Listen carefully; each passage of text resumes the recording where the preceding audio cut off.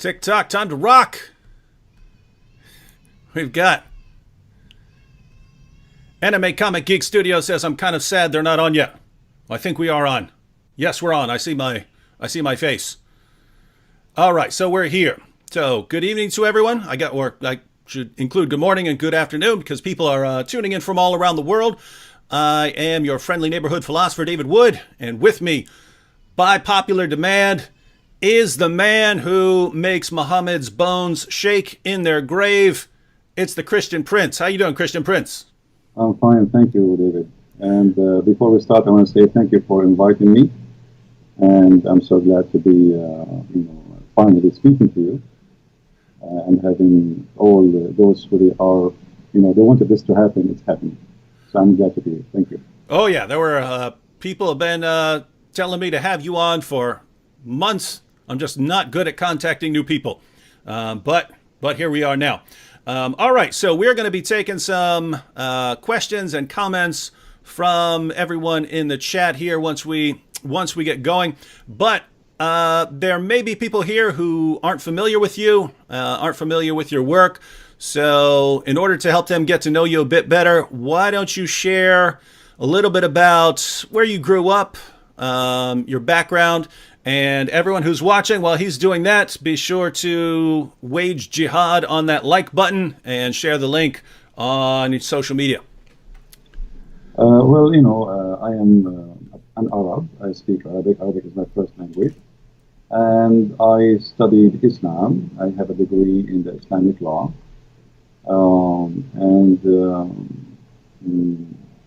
My study is not the reason really I know. The reason I know it's because I study hard, so I can answer the Muslims. And I don't know much. I mean, the rest about me is what people know, like I do. Mm-hmm. So you have a degree, you said, in Islamic law? Yes. Why on earth would a Christian want to get a degree in Islamic law? When I was very young, like always, you go to church, nobody want to talk about Islam. You speak to your friends, nobody want to talk about Islam. And the Muslims always, they challenge us, and there's nobody to answer them. So I decided to study so I can learn really what Islam is about. In the same time, I can take a stand for my belief, and that's what I did exactly, which is actually against the will of my family, because they wanted me to study something useful, not something stupid, because for them they are Christians, and studying Islam is the waste of time. It's not worth it, and it is, it's not a good thing. And I agree with them, but always good things can happen from bad things. All right. Well, I wanted to ask you a couple questions about your approach. The kind of two issues here. I hear from Christians. I hear from Christians all the time. And guys, those who are asking to adjust the bass and stuff like that. No, there's not. We've started. I can adjust the volume. That's about all we can do here. So just got to live with it. Any changes have to make at a different time. Christian Prince, I hear from Christians all the time, and you're a perfect person to answer since you're the Christian Prince. I hear from Christians who say that when you're interacting with Muslims, you shouldn't criticize Muhammad or the Quran. This is just going to drive Muslims away. They're not going to listen to anything you say.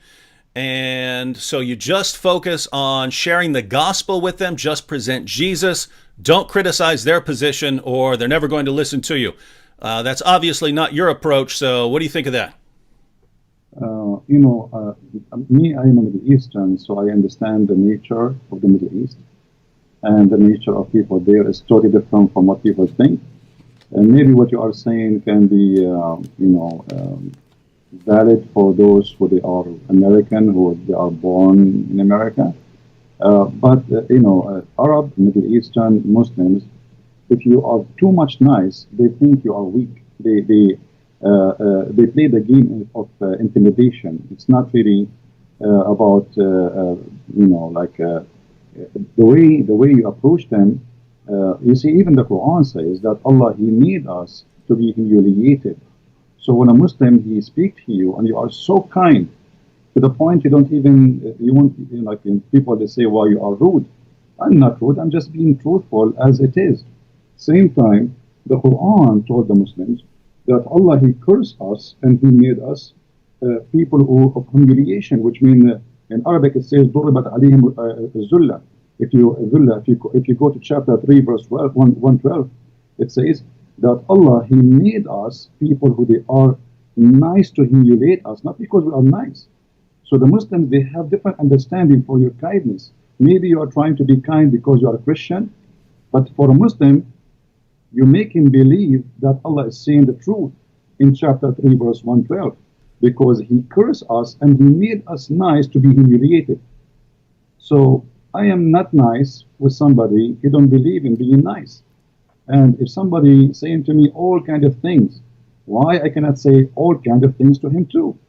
And why I have to speak in a way some people want me to speak in? This is the way it should be. You know, even the Lord, the Messiah, He says either yea, yea, or nay, nay, be truthful. So, you know, no political correctness. The Messiah Himself, He was not politically correct, and He spoke to the Jews in many ways, and many of them, they are harsh.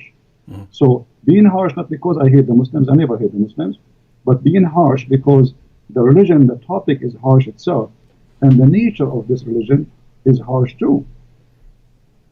Now, so you're pointing out, one, given the group that Muslims tend to not listen to you unless you're. So, in other words, it's kind of the opposite of what many Western Christians think, right? They somehow have come to conclude that if you're aggressive with Muslims, Muslims aren't going to listen to you. You're saying it's actually the opposite. If you don't have an aggressive approach, they're not going to listen to you. You see, in the Middle East, the one who shouts louder is the one who his voice is heard. So I know where I'm coming from. I know the culture. I know the nature. And, you know, everybody, you know, anyway, for me, I am very successful. I have, you know, a lot of people who left Islam. So if the way I'm doing it is not right, then how you can explain people leaving Islam left and right? So obviously it's working, it's good. And I, you know, I don't insult people. I just say things as it is. I mean, your prophet is a false prophet. What's wrong with that? I mean, what I should say? I should say to him, your prophet is a good prophet when he's not. So I approach in a way which is go straight to the point. So you've mentioned a couple of times, and people have been pointing out in the chat that lots of Muslims, contrary to what many Christians in the West believe, lots of Muslims do listen to you, and they leave Islam, and many of them become Christians. So what kind of results have you seen over the years? Actually, I can say to you over oh, wait. Hey, well, you just got your sound got much more clear. All right, that's good. Did you plug in a mic? I changed the microphone from my side, actually. Maybe this is what was a switch. Oh yeah, that's perfectly clear now, guys. Does that sound better? Yeah, there were people. Yeah, perfectly clear now. All right. All right.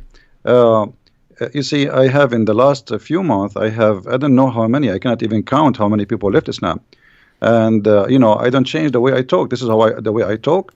This is the way I mean, even when I speak to Christians, I mean, if somebody he says something I don't like, I speak.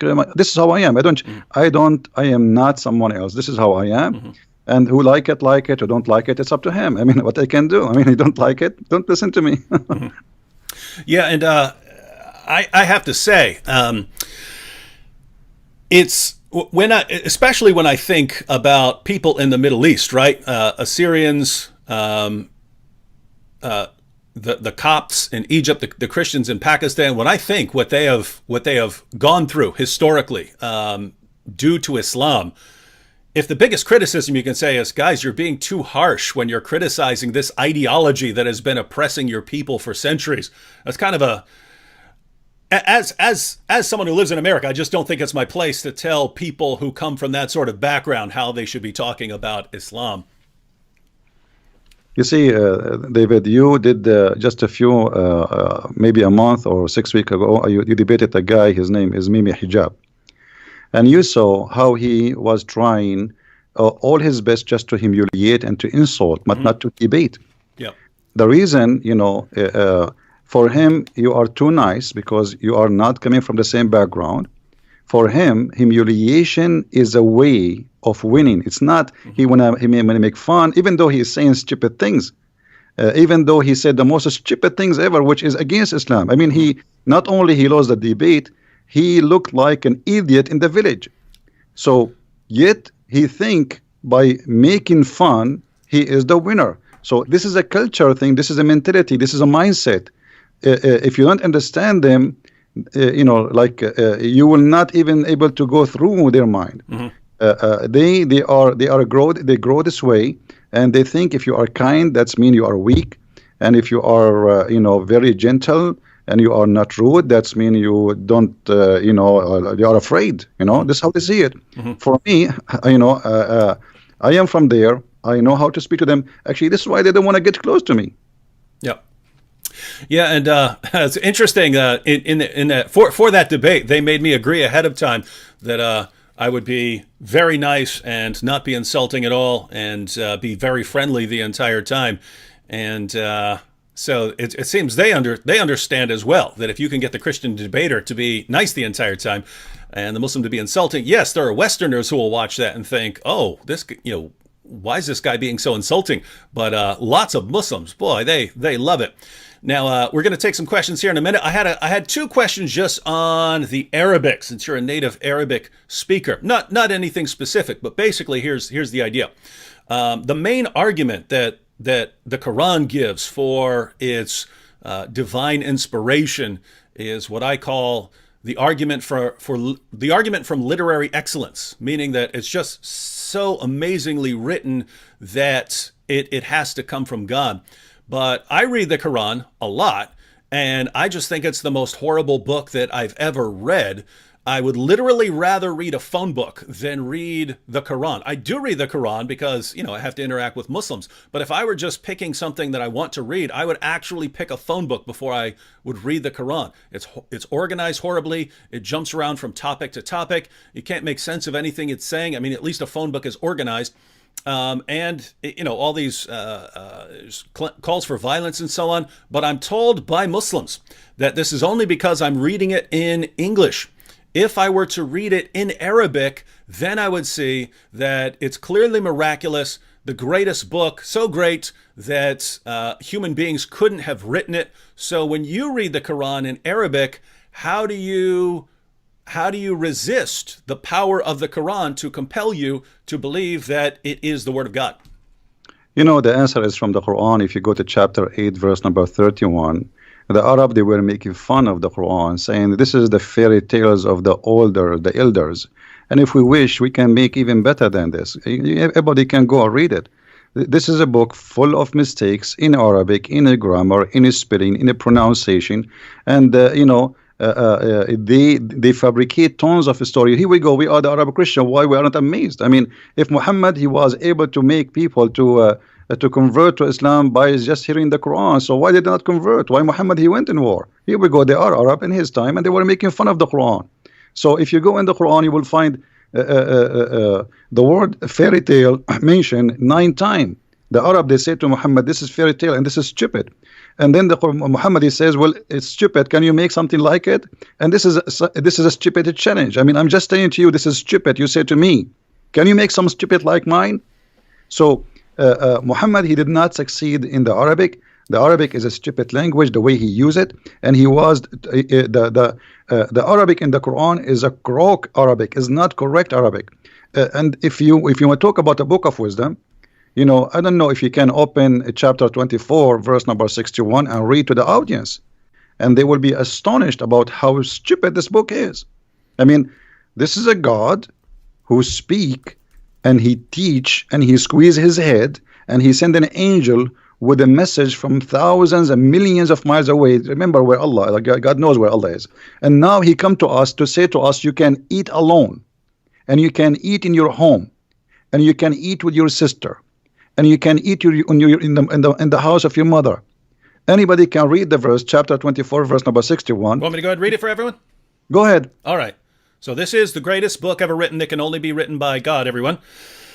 There is no blame on the blind man, nor is there blame on the lame, nor is there blame on the sick, nor on yourselves, that you eat from your houses, or your father's houses, or your mother's houses, or your brother's houses, or your sister's houses, or your paternal uncle's houses, or your paternal aunt's houses, or your maternal uncle's houses, or your maternal aunt's houses, or what you possess the keys of, or your friends' houses. It is no sin in you that you eat together or separately. So when you enter houses, greet your people with a salutation from Allah, blessed and goodly. Thus does Allah make clear to you the communications that you may understand. And I think everyone in the chat is ready to recite the Shahada if they haven't already, because that is so masterfully written. I mean, that's it. I mean, it's no sin on you, no sin. I mean, imagine he's saying no sin if you eat alone or if you eat with somebody else. I mean, this is madness, it's stupid. So he sent an angel of God, and he written in a book of wisdom to teach us to say, if you are blind, you can eat at home. Where the blind used to eat where before? I mean, in the time of Muhammad, there's no restaurants. Where do you want to eat? You are blind, you cannot walk, or you are sick. And even if you are not any of those, still you can eat at home. I mean, look at the news. So Muhammad, he came to us with something beyond intelligence. It's like super. And then he says to us, you can eat in the house of your mother. Finally, I want to call my mother and tell her, hey, mom, I can eat in your house. She will say to me, idiot, you are eating in my house all your life. So what is this about? This is silly. This is stupid. So you brought up a couple points there, but basically what I hear from Muslims is, you know, if you just read the Quran in Arabic, you'll find out that it is the word of Allah, and true Arabic speakers will recognize that. You're pointing out that even according to the Quran, people of Muhammad's time, all of whom were Arabic speakers, they thought the Quran was a big joke. Well, all of them, and actually Muhammad, he don't even have a book. You see, if you go and read the book of the Quran, you know, if you go to the Bible, you know, you want to search where God, how he created things, you go to the book of Genesis. Mm-hmm. Where in the Quran we can find how God created the whole earth and heaven. It's all over. It's like somebody, he put a bunch of papers in the front of a fan, big fan, and he turned it on. And then we collect them together and we make a book. So nothing there makes sense. And then, you know, if you go in the Quran, you will find things because of this madness. The Quran says that today, as an example, in chapter 3, verse number 7, today I completed your religion for you, accepted Islam for you. And then why? You know, because we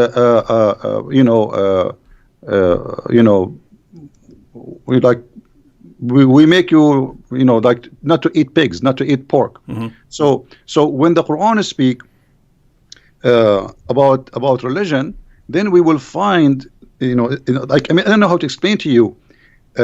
I wish everybody can, speak Arabic, because you will die laughing from the stupidity of this Arabic. Mm-hmm. If we go in the Quran, as an example, in chapter 3, verse number 85, it says, the one who accepts other than Islam, Allah will not accept from him. And then Allah, in the same chapter, he says to us that the Christians and the Jews and the Sabian, they will go to heaven. Then, but why you call them Christians and why you call them Sabian? And why you call them Jews if they are Muslims? This is stupid. If you go to chapter 5, verse number 3, it says that Allah, he forbid for you, etc., etc., etc., etc. And then he said, today I completed my favor upon you and choosing Islam as religion for you. But this is the chapter 5, verse number 3. It is in the beginning of the Quran. This verse can be accurate if this is at the last verse in the Quran. Like Jesus in the cross says it's complete. Here, it says complete in the beginning of the Quran. How we can solve this problem? This problem can be solved easy by saying, okay, the one who made the book, he took this verse, he put it here, but it should be at the end of the book. And yet the Muslims, they say to us that this is the book of Allah. If Muhammad said this verse in the beginning, that means all the chapter after chapter 5, verse number 3 are fabricated. Because he just said, I don't know if you can read it for us, David. Mm-hmm. Chapter 5, verse 3, if you can read it, so people, they can see. I mean, this is crazy. How he complete the religion for them, accepted Islam for them. I complete my favor upon you. Mm-hmm. Ready? Chapter 5, verse 3. Forbidden to you is that which dies of itself, and blood, and flesh of swine, and that on which any other name than that of Allah has been invoked, and the strangled, and that beaten to death, and that killed by a fall, and that killed by being smitten with the horn, and that which wild beasts have eaten, except what you slaughter, and what is sacrificed on stones set up for idols, and that you divide by the arrows, that is a transgression. This day have those who disbelieve despaired of your religion, so fear them not, and fear me. This day have I perfected for you your religion, and completed my favor on you, and chosen for you Islam as a religion. But whoever is compelled by hunger, not inclining willfully to sin, then surely Allah is forgiving, merciful. I'm sure there are here more people, even more people, ready to recite the Shahada after hearing that. So he completed his favor upon them by saying to them, you cannot eat pork. That's it. Islam is complete now. So all those the chapters after, and here you notice, I don't know if you noticed with me, David, that in the same verse at the end it says, after all what he forbade, if you are hungry, still you can eat all of those, which means you can eat pork. Even pork you can eat. But then we find this is a contradiction for chapter 2, verse number 65. Isn't it Allah who cursed the Jews and he made them pigs and monkeys because they broke the Sabbath? Why they broke the Sabbath? Because they are hungry. Because Allah, he made this fish only appear in the Sabbath. So those people, if they are hungry, they are not allowed. But if the Muslims are hungry, they can eat pork. Yeah, I've never actually made a video on that one. I might have to knock out a video on on that contradiction there. One more question, then we'll turn it over to chat here. Along the same lines, one of the other things that Muslims say, because one of the main arguments that they give, thanks to Ahmed Deedat and Zakir Naik, is the amazing scientific insights of the Quran, that Muhammad knew things that no one at the time could have known and that weren't discovered until centuries later, and scientists are still marveling at the amazing scientific accuracy of the Quran even today. I sit here and I read the Quran and it looks like a scientific catastrophe. It looked like if you were to invent the most ridiculous picture of the universe that you could possibly come up with, that's what Muhammad believed about the universe. If you could come up with the silliest theories about human reproduction that you could possibly come up with, that's what Muhammad believed about human reproduction.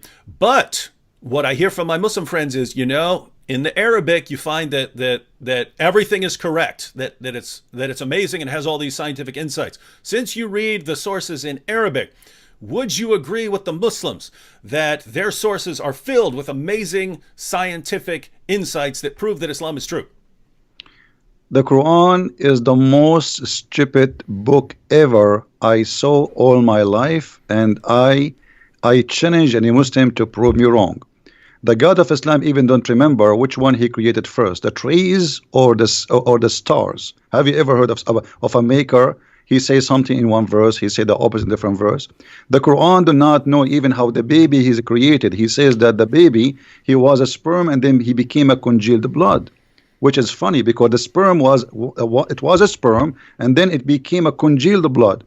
Muhammad, he explained, and he says that the sperm stay inside the mother for 50 days. Have you ever heard of a science like this? But the Muslims, the problem is when the Muslims, they try to make the Quran as a scientific book, they fabricate the translation, they change the meaning to make it fit with science. As an example, when the Quran says Allah, he made the sperm into a congealed blood, the Muslims, they say in many translation, it was you were a sperm and then you became a clot. But this is not true. It doesn't say that. It says the sperm became a clot. If you go in Sahih al-Bukhari as an example, Muhammad, he says in hadith number 2644, he said that the semen remain in the womb of the women for 40 or 50 days, and this is authentic hadith. So this is the science of Muhammad, claiming that semen can live for 50 days. Science says maximum 5 days. So that's the correct. Only error mistake is only a 0. Yep. That is correct, by the way, ladies and gentlemen. In other words, if you go to your biology class and you ask your biology teacher or professor how long can a sperm survive, you'll hear maximum 5 to 7 days. Not so, according to Muhammad. So if you're a Muslim, you could spend a lot of time. You could spend a lot of time correcting your teachers and professors. All right, Christian Prince. We'll be talking more about the Muslim sources and what the Quran says. Wanted to ask you a little bit about. You seem to have a lot of problem with your videos getting taken down and things like that. There's a comment over here by Guy777 that'll kind of. I'll reply to this real quick and then get your comments because. There is an issue with censoring critics of Islam. Now, Guy777 here says, so I'm a Christian and got banned for criticism of Catholic doctrine, but you guys criticize Islam for a living. Why ban me? Well, no one's stopping you from talking about Catholic doctrine, Guy777. No one's stopping you from talking about Protestants, Orthodox, Catholics, anything. When we have a topic and we're going to be addressing something, if we're going to be discussing the interaction between Islam and Christianity, there always seems to be a small group of people who want to divert the discussion in the chat to something else, right? So flat earthers will show up and we'll start arguing, hey, everything is about flat earth. People will start bringing up political issues, and we're discussing a topic, right? We're discussing issues. And there are people who try to divert them. No one's stopping you from talking about those things, but go somewhere where they're discussing those things. If we're sitting here talking about, if we're talking about whether Muhammad's a prophet, and you're over in the comments section trying to prove that the earth is flat or something like that, no one's stopping you from doing that, but do it somewhere where that's actually the topic. So what you're asking is, why would you be banned for trying to divert the discussion over to what you want to talk about? I hope when you hear it like that, you can understand the answer, right? If everyone's over in the chat trying to divert the discussion to some other topics, then no one's actually paying attention. And what's the point of even having the discussion if no one's paying attention because they're talking about other things? So if you are diverting to any topic, and it doesn't matter what it is, it doesn't matter what you're trying to divert it to, then you're going to have to be blocked from this discussion for that. Keep in mind, guys, there's a difference between stopping your free speech and blocking you from a discussion that you're interrupting, right? In the United States, we have protected free speech. That doesn't mean you get to come into my room and scream in my ear all you want. You can't say, oh, I'm screaming in your ear in your house because it's freedom of speech. No, that's a separate issue, right? No one's going to stop you from stating your positions in certain places, in public, on the streets, in public parks, things like that. So no one's stopping you from saying your positions on YouTube, Facebook, out in the parks, wherever you want. This area, it's like our house, and we're inviting people to the house to have a discussion and thing, and you're coming in and trying to divert the discussion to what you want to talk about. No, you can't do it. So that's a different issue. Try again, but don't do that again, or I'm going to block you again. All right. So Christian Prince, with that said, what has been your experience of interacting with Islam on sites like YouTube, which have some sort of commitment to free speech, and they say everyone's welcome to pay their ideas. Now, why do your videos keep getting blocked and so on? Yeah. Before I go there, I want to answer this guy. He asked about the Catholic. First of all, the Quran in chapter 5, verse number 14 said, I will spread hatred and enmity between the Christians until the judgment day. And for me, when you do that, you are serving Allah. You are not criticizing anyone. Secondly, you might even be a Muslim, and how we know even you are a Christian. Number 3, the Catholic, they are people who believe in Jesus. They believe in the Father, the Son, the Holy Spirit. So you are wasting my time and very expensive time. We spend our life to speak about things which is not really worth it for us. Go to different place. There's a guy, I can advise you to go to his channel. His name is Muhammad James White, and he hates the Catholic to death. He will welcome you, and he will have you and will give you a big long hug. Now we go to YouTube. YouTube, anything we say against Islam, they take us down. It doesn't matter what you say, even you say hello. The second you attack Islam, the second you are not welcome. Say something good about Islam, they will welcome you. I cannot even keep my videos for a few hours live on air.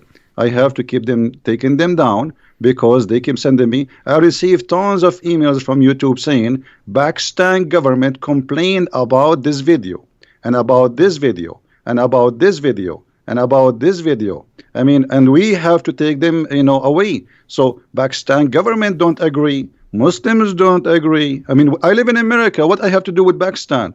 And why Pakistan have control of YouTube? So, we cannot say something without being chased, and this is the reality. And because of that, I keep asking people to carry on my videos and spread them all over.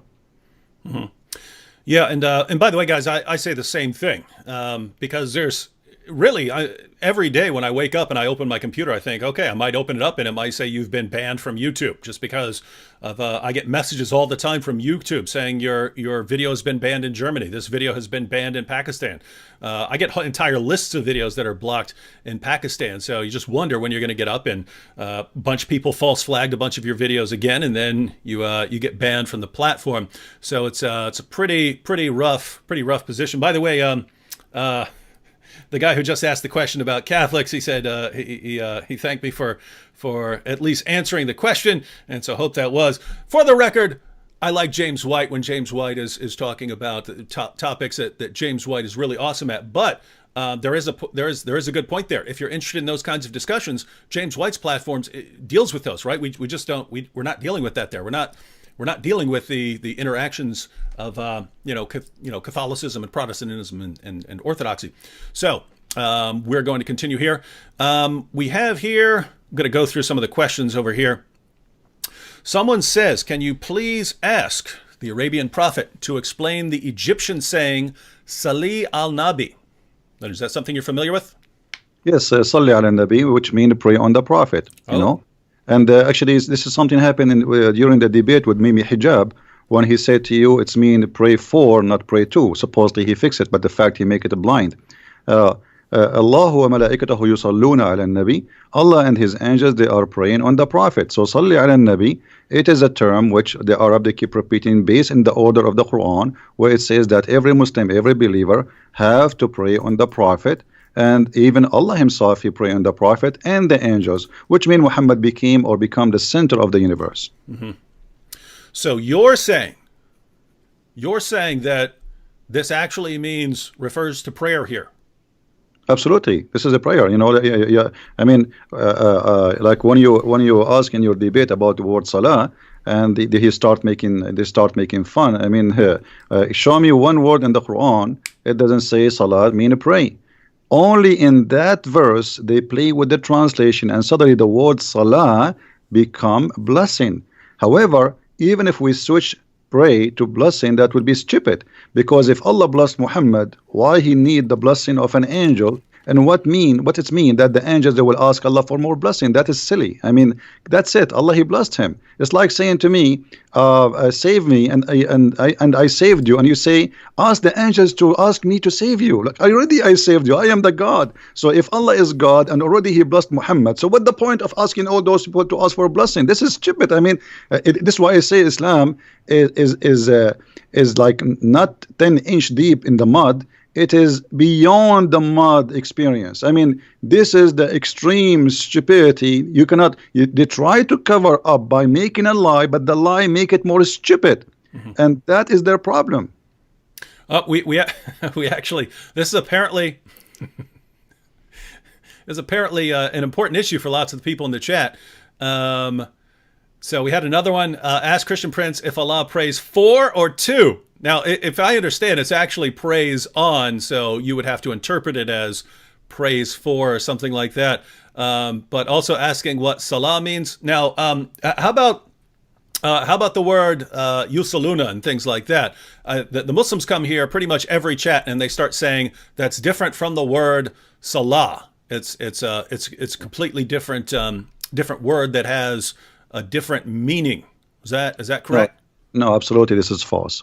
If you go to chapter 2, verse 1 to 5, it says, وَاتَّخَذُوا مِن مَقَامَ إِبْرَاهِيمَ مُصَلَّى. Musalla is the place to pray. This is not salah, this is a noun now. If you go to chapter 3, verse number 39, it says, فَنَتَتْهُ الْمَلَائِكَ وَهُوَ قَائِمٌ يُصَلِّي. So the angels, they called him when he is standing, yusalli. go to that translation. You will see it says he's praying. And so the Quran is full of the verses saying that the word salah, if you go to chapter 4 verse 1 to 102, it says وَإِذَا كُنْتَ فِيهُمْ فَأَقِمْتَ الصَّلَاةِ. So if you are between them and you start the prayer. So salah is not a verb. It is when we say salah, it's a noun. When we say yusalli, it's a verb, but it's the same. It's like saying you speak English better than me. You can find tons of examples. You know what I mean? So it's just a verb and a noun, but it's the same word. Yusalli and salah is the same. Salah is description of what you are doing. Yusalli is the description of the action you are doing now. You know? All right, now everyone. Before we're gonna continue here, but I just wanted to remind everyone, and I'll remind everyone probably 2 more times before we're done. The links to Christian Prince's various platforms, those links are in the description box. So you have a link to his YouTube channel if you're not subscribed, link to his Facebook page, and also if you want to support him, there's a link to his Patreon page there. So I speak from experience when I say that when we try to dedicate a good portion of our lives to responding to Islam, to making videos, to having these kinds of discussions and so on, it takes up a lot of time, especially when you have to do studying and stuff to prepare for topics and so on.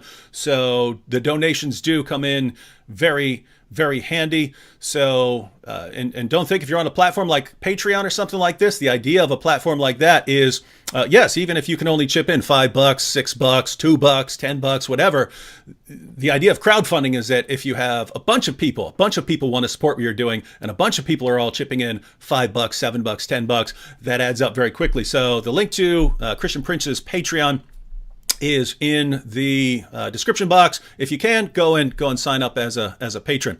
Now, here's one I think I'll answer real quick, and then Christian Prince, you can add if you want to. Ahil here, we have a Muslim over here, and matter of fact, Ahil, if you have some questions for Christian Prince, we're happy to answer them. For some reason, he's talking about Koine Greek. He says Koine Greek is Pidgin Greek. LOL, LOL. Why did they not know how to speak proper Greek rather than classical Greek? LOL, LOL, broken Greek Bible. Now, this comment is so hilarious to anyone who is familiar with the Greek language. You ask, why didn't they know how to speak proper Greek rather than classical Greek? What are you talking about? Koine Greek is what people spoke. That was language. That was the language that they spoke. The classical Greek writers, they wrote in classical Greek, but if you're talking about the first century and the language that people spoke wherever you went, the language that had been spread thanks to Alexander the Great, Hellenizing much of the known world at that time, they spoke Koine Greek. So if you're writing your book, if you're writing the Bible, and you're writing it, what are you going to write in? Are you going to write in classical Greek, or are you going to write in what everyone speaks? That's Koine Greek. It's just a simpler form of Greek. So just so you know, hope that helps. Broken Greek Bible. David. What's up? This guy is talking about broken language. I mean, how he when Zakir Naik he speak, why he don't make fun of him when he speaks stupid Arabic and he do not know Arabic? Did that? And Zakir Naik, both of them, they don't speak Arabic. There is the example. I will quote for you a verse from the Quran, and then he's speaking Arabic, and only Allah knows what he is saying. I cannot understand the word.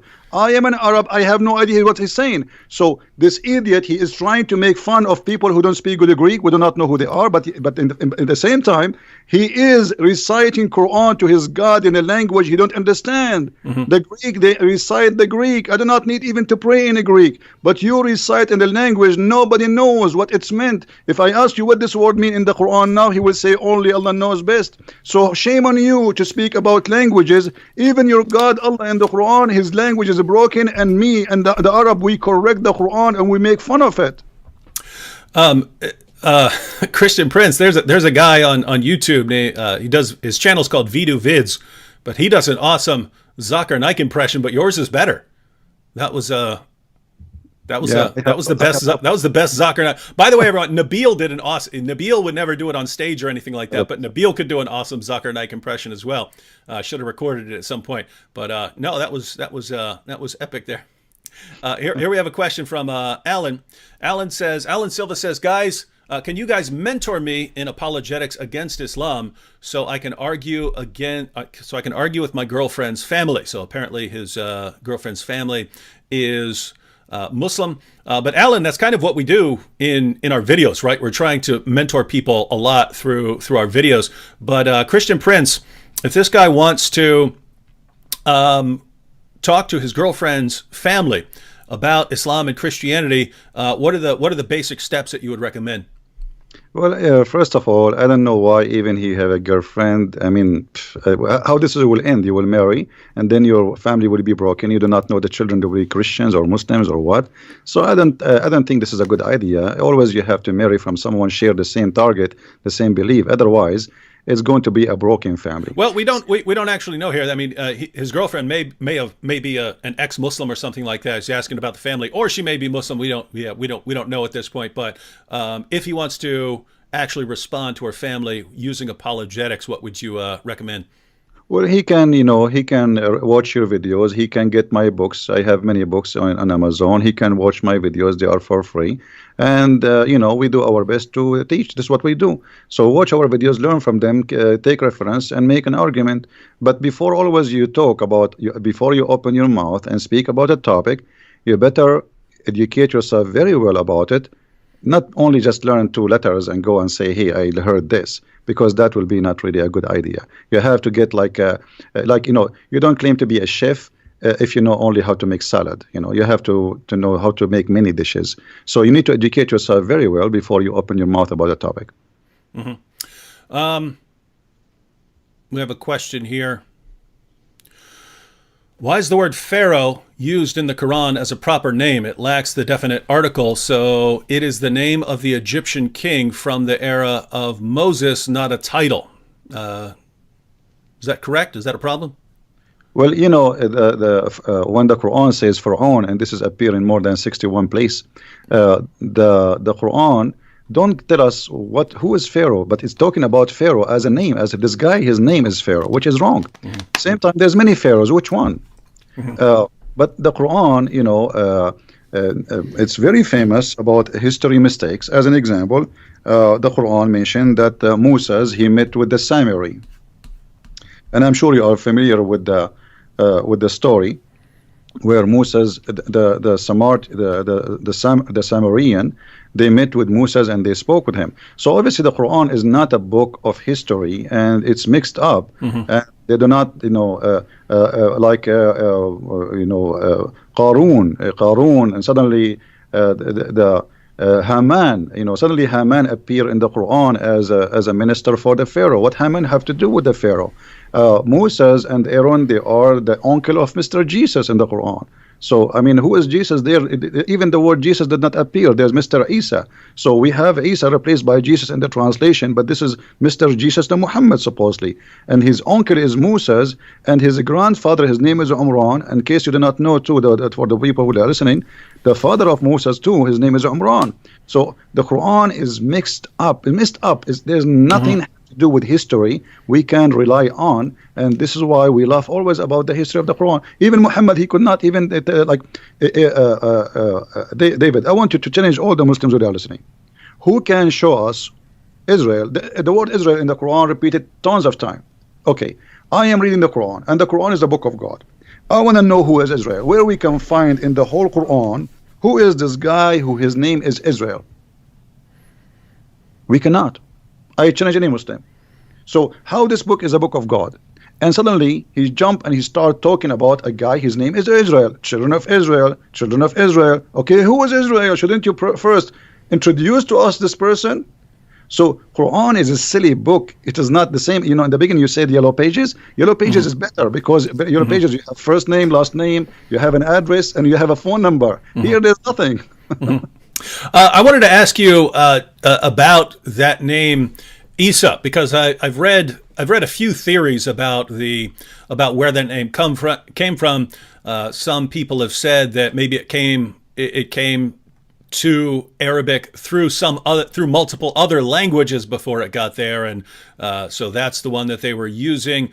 I've seen maybe it was a special usage because in the Quran Allah wanted to combine it as a parallel with Musa, so Musa and Isa. I've seen that perhaps the Jews were referring to Jesus as Isa, using the name Esau because they regarded that as an insult. So when the Jews of Arabia referred to Jesus, they would say Esau, and Muhammad just didn't know, so he picked up the term. Do you have any theories on why it's saying Isa rather than Yasu? You see, the Muslim themselves did not know really how the name came to existence, because we as an Arab and all the Arabian Christian history, we never heard of a person whose name is Isa. We call him in Arabic Yeshua. In the Hebrew is Yeshua. So we say in Arabic Yeshua al-Masih. You will not find a single Arab Christian he used the word Isa. This is only a word created and came through Muhammad. It is possible that maybe the Jews, they were insulting, as you said, but really there is no we cannot find where this is coming from. And remember, David, that Islam is disconnected religion, which means the Muslims today, they have nothing to do with Islam in the time of Muhammad. The first book written about Muhammad, it was hundreds of years after Muhammad. There's nothing about Muhammad. You know, the Quran itself, the one we are reading today, they're saying that this is according to recitation of Hafs. And Hafs, according to Muslims, he was a fraud. He was a thief. He stole books and he claimed that they are his own.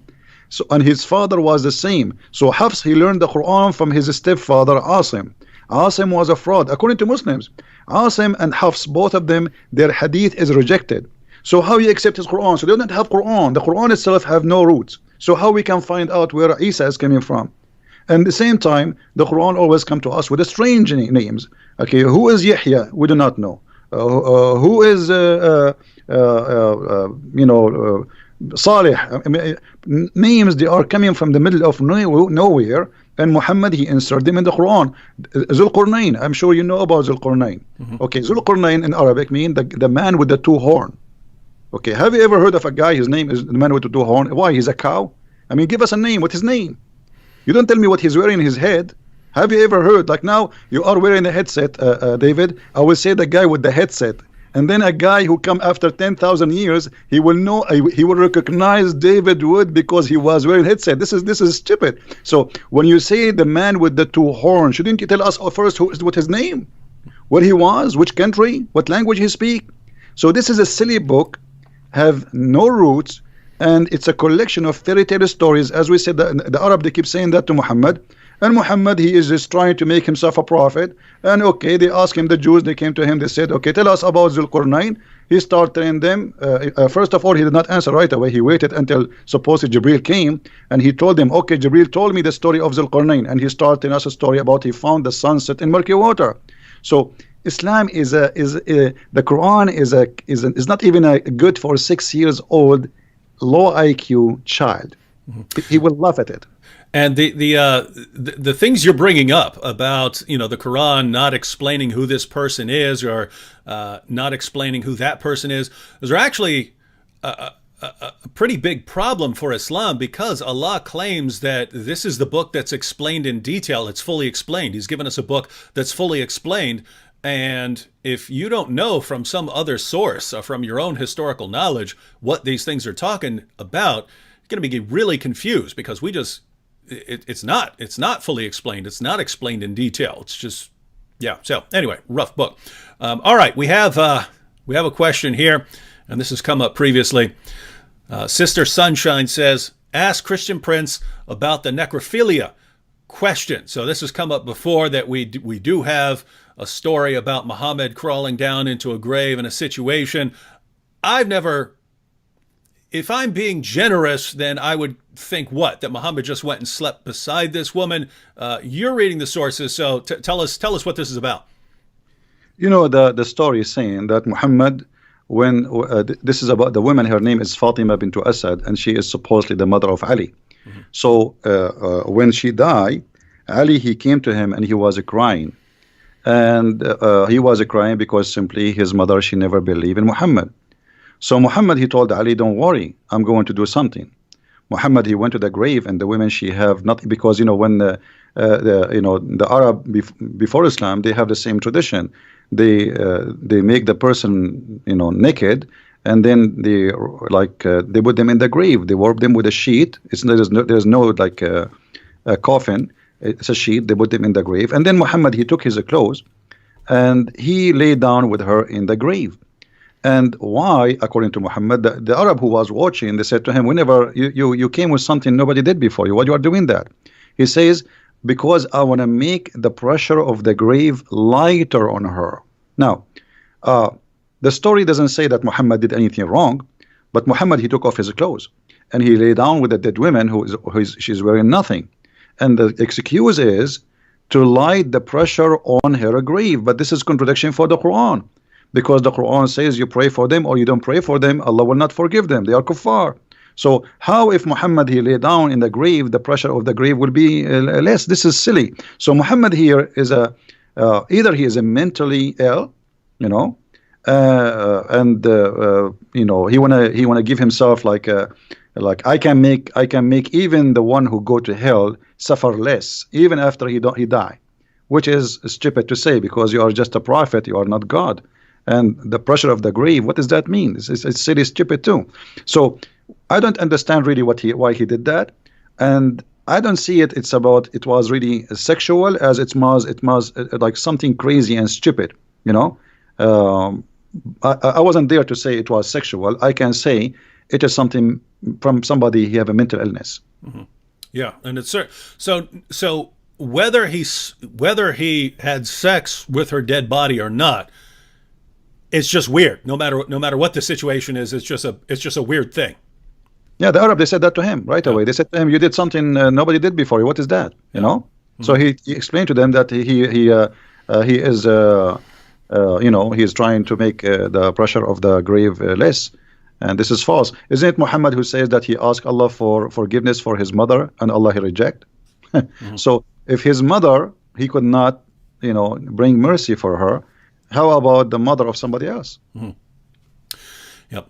All right. Hope that answers the question, Sunshine. And CIN says, I have a question. Who's speaking in Surah 1933?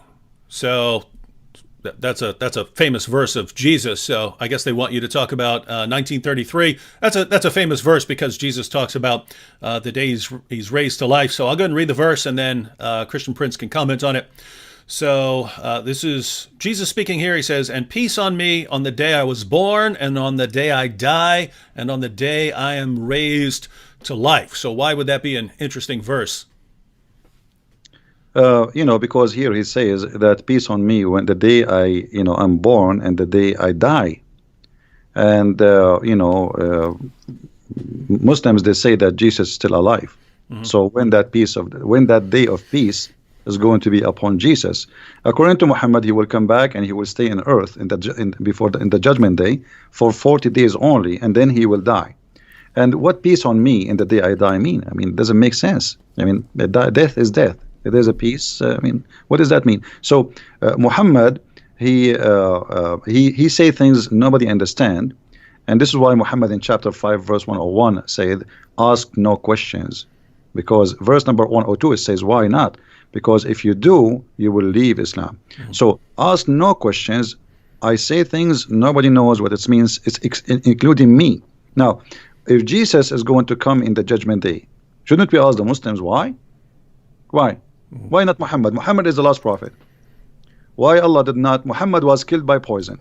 Why Allah, he saved Jesus from a cross? He did not save Muhammad from the poison. So all the questions, the second you ask a question about Muhammad or about Jesus in Islam, everybody go in trouble and they have no answer, and they will say to you, Allah knows best. And this is the best answer they can give it to you. Allah knows best. Mm-hmm. Yeah. All right, we have a comment from a Muslim here who says the Quran talks about Christians with respect, and it does. I mean, you've got Allah saying that Christians are closest in love to the Muslims. So we've got the Quran talking about Christians with respect. Is that correct, Christian Prince? Well, the Quran insult the Christians all over, and he say we are mushrikeen, we are the worst of the creatures, we are worse than animals. Allah, he hate us, chapter 5 verse 14, chapter 5 verse 51, Allah says, take not Christians and Jews as a friends. So when a Muslim he says Quran respect the Christian, that is really funny. So why Allah he will spread hate between us, and why we are the worst of the creatures? And when he say in the Quran, like the Christian and the Jews, they can only friends to each other, and the one who is a friend to the Christian and the Jews, as in chapter 5 verse 51, to the Christian or the Jews, he is unjust and he is a bad person. He is evil doer. So when a Muslim says Quran respect us, show us where. I mean, I want to see that. And you know, the Muslim, what they do, they show you verses Muhammad he said in the beginning of his life, like in chapter 5 verse 69, Muhammad he says, inna alladhina amanu walladhina hadu was-sabi'una wan-nasara, etc. Those who believe and those who they are Jews and Sabi and Nasara, they will go to heaven. This is in the beginning. But later Muhammad he says in chapter 5 verse number 72, the same chapter, just a few verses after, kuffar, they are kuffar, those who say Allah he is the Messiah, the son of Mary. So he called us kuffar. In chapter 5 verse number 82, this is the verse he is quoting for us. This is a verse not saying that we are good. No, you see, look, Muhammad, we mentioned like the guy who asked about he want to talk about Christian sect. Muhammad he was trying to what they call it, divide and conquer. So chapter 5 verse 82, he was saying, oh, the Christians are close to us, the Jews are the enemy. So he was trying to say to the Christians, don't worry, I'm going to kill the Jews only. And later, after he finished with the Jews, he switched to the killing the Christians. The chapter of the Tawbah actually happened after he killed all the Jews, not before. He finished with the Jews and he finished with all the enemies, and suddenly he came with the Tawbah 9:29 says, fight those who don't believe in Allah. He meant specifically the Christians, and he decided to attack the Roman in Tabuk. Yeah, and so everyone, when you're looking at Quran verses and you think, oh, that sounds nice, so you have to kind of try and piece those together in order. When Muhammad starts out as a prophet, it was, according to him, it's, hey, I'm Muhammad and the Muslims are with the Jews and we're with the Christians. It's all of us monotheists together against the polytheists, the idolaters. And then he moves to Medina, the Jews reject him, and then, hey guys, it's me, the Muslims, and the Christians, and we're together against the Jews and the polytheists. They're the enemies here. And then by the end, as Christian Prince pointed out, it's fight everyone. It's Islam versus everyone. So my Muslim friends, that may work with, you know, your Christian friend down the street. If you're talking to Christian Prince, you're not gonna pull off the Quran talked about Christians with respect. It's just not gonna work here. So get a better position. You know, David, Yeah. what about to say to him, I want to say to you, you are kafir. Let us see what he will do. Let us say, I'm going to say to you, you are najis. Isn't it Muhammad? He says that the Christian, the Jews, all who don't believe in Allah are najis. Najis means filthy, dirty. So if I call you najis now, is that respect? I mean, they say silly stuff. Those things can work with those who do not know. Yep. Don't try those tricks with us. You have no idea you are talking to who. Yep. Here's a good one. Christian Prince. I would join this man as well in hearing your thoughts on this. He says, Christian Prince, do you think that Muhammad received a satanic revelation and believed his message, or do you think he simply saw prophethood as a way to gain power and knowingly created a fabrication? So was Muhammad sincere, but he was deceived by evil spirits, or did he know what he was doing? We can say both, but I believe strongly if you go to Sahih Muslim, you will see Aisha in hadith number 1464. She said, Inna rabbuka yusari'u ila hawaka ya Muhammad. I see that your Lord, your Allah, he just trying to satisfy your sexual needs. You know, she's talking about his sexual. He make verses saying, any woman she want to give herself to the prophet, so the prophet he can sleep with her. So even the household, who live in the household of Muhammad, Aisha, his favorite child wife, she got him busted. I see that your Lord, he has hastened for your desire. What desire we're talking about? Sexual desire. So it's very clear that in the time of Muhammad, people didn't notice that this guy, he is God. He is the God. He is the one. God is just a puppet. He use him so he can control. So he have mental issue. I can tell from many issues. As an example, he have a low IQ. You know, Once a guy, he came to his house and he is blind. He ordered the wives to cover themselves, and they said to him, "But isn't him blind?" So Muhammad, he got busted. So he said to them, "Well, are you blind too? But you are asking them to cover themselves." I mean, I mean, this is telling you that he have a low IQ. If you read the chapter of 18 in the Quran, there's no way anyone he have a little intelligence he will say and he will make such a chapter. The whole chapter is a joke. So Muhammad, he have a low IQ, but he can be fit for that time for those Bedouin who live in the desert. They are not educated, but he could not convince the educated Jews and Nasara in his time, and this is why they rejected him. Muhammad, he said, if I was able to convert 10 Jews only, the whole Jews will convert, which means he could not convert 10 Jews. You believe it? 10 Jews, he could not make them believe. All right, next question is from Jack Sparrow. He says, David, please ask Christian Prince, how does the Shahada sound before Muhammad? So there is a Shahada before Muhammad. So how does this sound? You know, first of all, the Shahada is something funny because, you know, the word Shahada in Arabic is witness. So how you can witness for something you did not see? And you will see that the Quran says that Allah himself, he says Shahada. So Shahid Allahu an la ilaha illahu wal malaika, chapter 3, verse number 18. So Allah himself, he says Shahada. Okay, Allah, he says Shahada to who?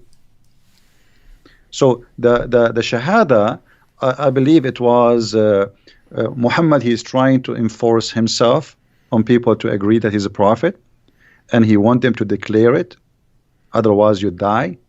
And then because if you declare it, people will hear it, and then there is no way to return. You will be rejected by your tribe, by your family, because you declare that you are following Muhammad. So Shahada, it was a way to sign in the army of Muhammad with the point of no return. Because there's two issues here, two risks.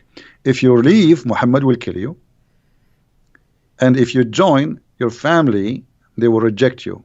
The Arab, the tribes, they will not like you no more because you join the gang of Muhammad.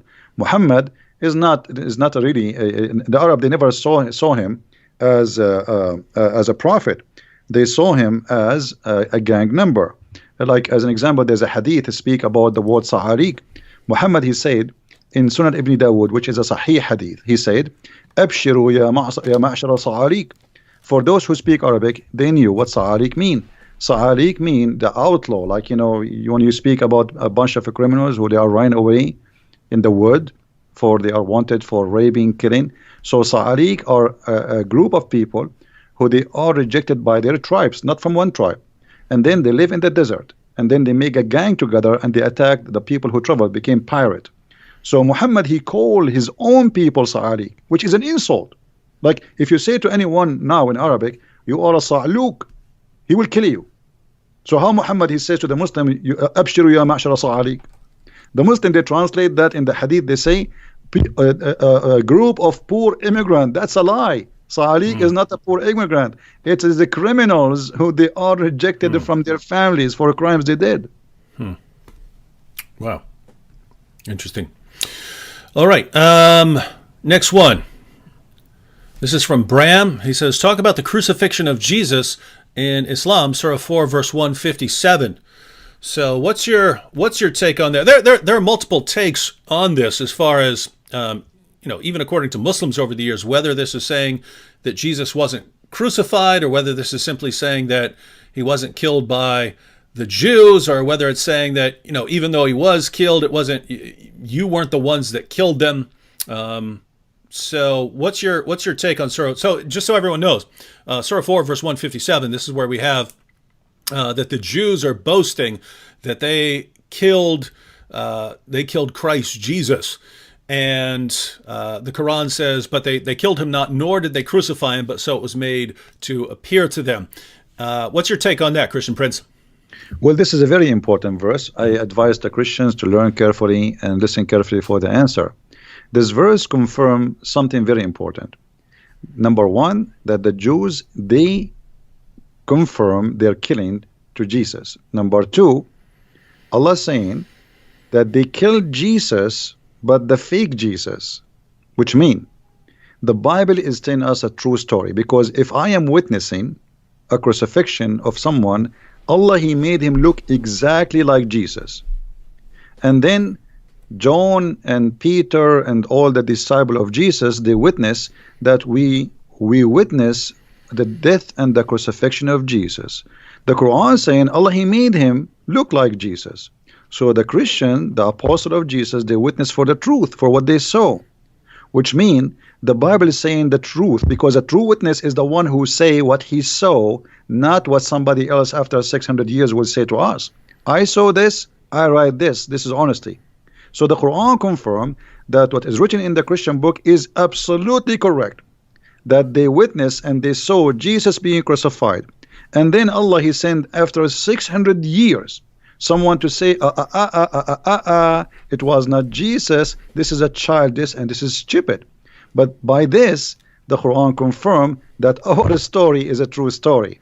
And now Muslims, you tell me how they can confirm somebody, he never witnessed Jesus, he never spoke to Jesus, he don't even know the language of Jesus, he don't even know the name of Jesus, and yet he can tell us what happened to Jesus. Why? Because he have somebody came to him and he squeezed him 3 times like a mayonnaise, and he told him that, oh, they did not kill the Messiah, it was someone looked like him. All right, I assume this comment is a joke, but on the slim chance that it's not, I'm going to go and post it. YS says, hello, I want to donate $1 million right now. Is it possible to send $1 million as a donation? Let me know so I can do it now. Well, if you're talking about to Christian Prince here, well, I don't know if you can send a donation that big, but no, there's I don't want Patreon. $1 million. I don't want it, David. Give it to David. Okay, so if you want to, you can divide it up. You can give half. Go to Christian Prince's. Look, just go to Christian Prince's Patreon page. The link is in the description box. You can give him whatever you want. You can find my info if you want. Back to this comment from a Muslim. He says, "I have no problem with Christians as a Muslim." Well, my take would be that that's great that you don't have a problem with Christians as a Muslim. But my understanding is that Allah has a problem with us, and Muhammad had a problem with us. And because Allah and Muhammad had a problem with us, and the rightly guided caliphs had a problem with us, and 14 centuries worth of Muslim scholars have had a problem with us, that there's still a problem with us. So, Christian Prince, how would you respond to a Muslim who says he has no problem with us? How he say, I'm a Muslim and I have no problem with the Christians? That's mean you are a hypocrite. Because if you are a Muslim, you believe in the book of Allah, and the book of Allah says in chapter 5, verse 51, take not Christians and Jews as friends. Even the Quran in chapter 9, verse 23 says you cannot even take your father and your brother from your blood as a friend. So either you are a hypocrite, playing taqiyya on us, think that we are a bunch of fools who do not know your book, or you yourself, you have no idea what Islam is about. You are just born of a Muslim family. Your name is Muhammad, and you think you are a Muslim. Choose one. Which one is you? I don't know. Yeah, I have to say, to the Muslims who are watching and thinking, hey, I get along with Christians. I get along with everyone. I don't have any problem with them. Look, it's great that most Muslims live better lives than their religion commands them to live. And it's great that most Muslims live better lives than their prophet lived. But we're not talking about nice Muslims who just don't follow Muhammad's teachings. We're talking about what the Muslim sources say. So even though you have no problem with us, again, your God definitely has a problem with us, and your prophet definitely had a problem with us, and that's why followers of your God and your prophet have been killing Christians and lots of other people for a very long time. Wait a minute. Wait, now the same guy, Christian Prince, I scrolled down to his next comment to see what he was going to say. But it's the same guy said he has no problem with Christians. And he says, but I just asked Christians not to call Jesus God. So he's saying he has no problem with us. Just don't call Jesus God. And what if we call Jesus God, what will happen? What next? What he would do? Yeah. What's the plan there? He would do jihad? Yeah. Oh, actually, I should have put a link, and I will after this show. First and last here said, Christian Prince has books available on Amazon. Be sure to check them out as they are filled with invaluable information. I'll add those to the description box after the show. So if you're watching this in a replay afterwards, the links will be there. But Christian Prince, why don't you tell us about the books that you've written? Well, my books is actually, the Muslims, they say to me, well, if you are a person who know a lot, how come we never heard of a book you have? So I said, okay, I'm going to give you books. So I start writing books. So it was the Muslims who gave me the idea, and they are the Muslims who invited me to do so. My books is like a box of a lot of information. There's no, it's not just a book. Those who have my books, they knew. I just released a 2-volume, Sex and Allah, and the whole 2 books is about sexuality in Islam, and for the Arab, before Islam and after Islam. So my book simply is a collection of information, hard to reach for those who don't speak Arabic, and even for those who speak Arabic, because I never saw, actually, even those who speak Arabic is the last one to know too, because not everybody speak Arabic. He read and he study and he research. So my books is an easy access with a translation for a lot of information people never heard of, from those who speak Arabic and those who never know Arabic. So and you can ask people who have my books what they think about it. For sure, the Muslims don't like my books. They hate it.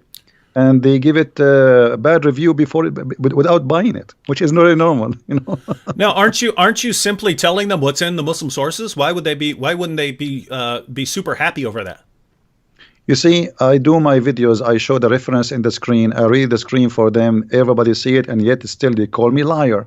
So Muslim, when he sees something very, very, let us say upsetting, something show something really crazy about their religion, the only thing they can do, either they leave Islam or they go in denial and they say liar, liar, liar. So I hear always liar. I heard it from many people, and many of them, by the way, they accepted the Christ and they left Islam. But in the beginning they say liar because it's shocking. It is really disgusting. What are you talking about? This is my prophet, the prophet I love. I heard good news about him. David, you do not live in the Middle East. If you go in the Middle East, you go to the bedroom, you hear the Quran. Because they play it in the speakers, in the loudspeakers. You go to the bathroom, even in the bathroom, you hear the Quran. You open your TV, everybody speaking about the amazing, the most Prophet Muhammad. You open your radio, it's the same. You go in the bus, it's the same. You drive your car, it's the same. You go to the school, it's the same. So wherever you go, there's one guy. You see, a certain time the American movies have only Sylvester Stallone. So Muhammad is the only Sylvester Stallone for the last 14 centuries. So how dare you to say something we never heard of? So they got shocked, they got so upset, but slowly they understand that this guy is not lying. It's true. He's showing us. It's in the front of us. And they will accept. Yeah. Sooner or later. Yeah, and sometimes it could take a while. I'll post just a simple video where I put the Muslim sources up on the screen about Muhammad ordering his followers to kill lizards or ordering his followers to kill dogs or something like that. And a Muslim will immediately comment and say, "No, we're not allowed to kill animals at all in Islam." And it's like, I just put the sources on the screen in English and Arabic, and you're saying it's not true. This is your prophet talking, kill lizards, and you're saying he doesn't allow you to kill anything. He commanded you not to kill anything. And then if you point out, look, it's right there. I have Muslims tell me all the time that I'm printing up my own volumes of hadiths. I'm making stuff up. I make stuff up, and then I print up. I don't know what kind of time they think I have on my hands, but I print up my own fake editions of hadiths so that I can point to them and say that this is what Muhammad said. And it's just amazing that, a Muslim will hear something from his mom when he's growing up. And then when you show him that his prophet said the exact opposite, he'll stick with what his mom said and accuse you of making it up, even though it's not hard to go on a Muslim website and look up these sources. Interesting stuff. All right. Someone asked what's the Islamic concept of an apostle? What is an Islamic apostle? If Muhammad's an apostle, is Isa, Jesus, an Islamic apostle as well? I don't know what they mean by apostle. Are you talking about like a messenger? Yeah, he's talking some Quran translations will translate it as apostle, and others will translate it as messenger. Yeah, well, There's no, like, apostle should not really appear as a translation. It should come out as either as a nabi, which means a prophet, or a messenger. Because Muslims, they make a differentiation between a prophet and the messenger, which is very silly too. Because how you can be a messenger but not a prophet? The second you deliver a message from God, that is a prophecy from God. And God Himself is the first prophet, because the true prophet is God. He is the one who prophesies about the future, and the rest, they carry the prophecy. So Muslims, they have a very funny understanding that there's a messenger and there's a prophet, and Muhammad is both of them. He's a messenger and he is a prophet in the same time. But here, David, maybe you can ask the Muslims who they are in the crowd, can somebody give us a prophecy of the prophet Muhammad in the Quran? Like what? What about the war between the Romans and the Persians? What do you think of that? If you go in the hadith, I just made a video about it a few days ago. Oh yeah, oh that's cool. It says that this hadith, this verse was revealed after they won, not before.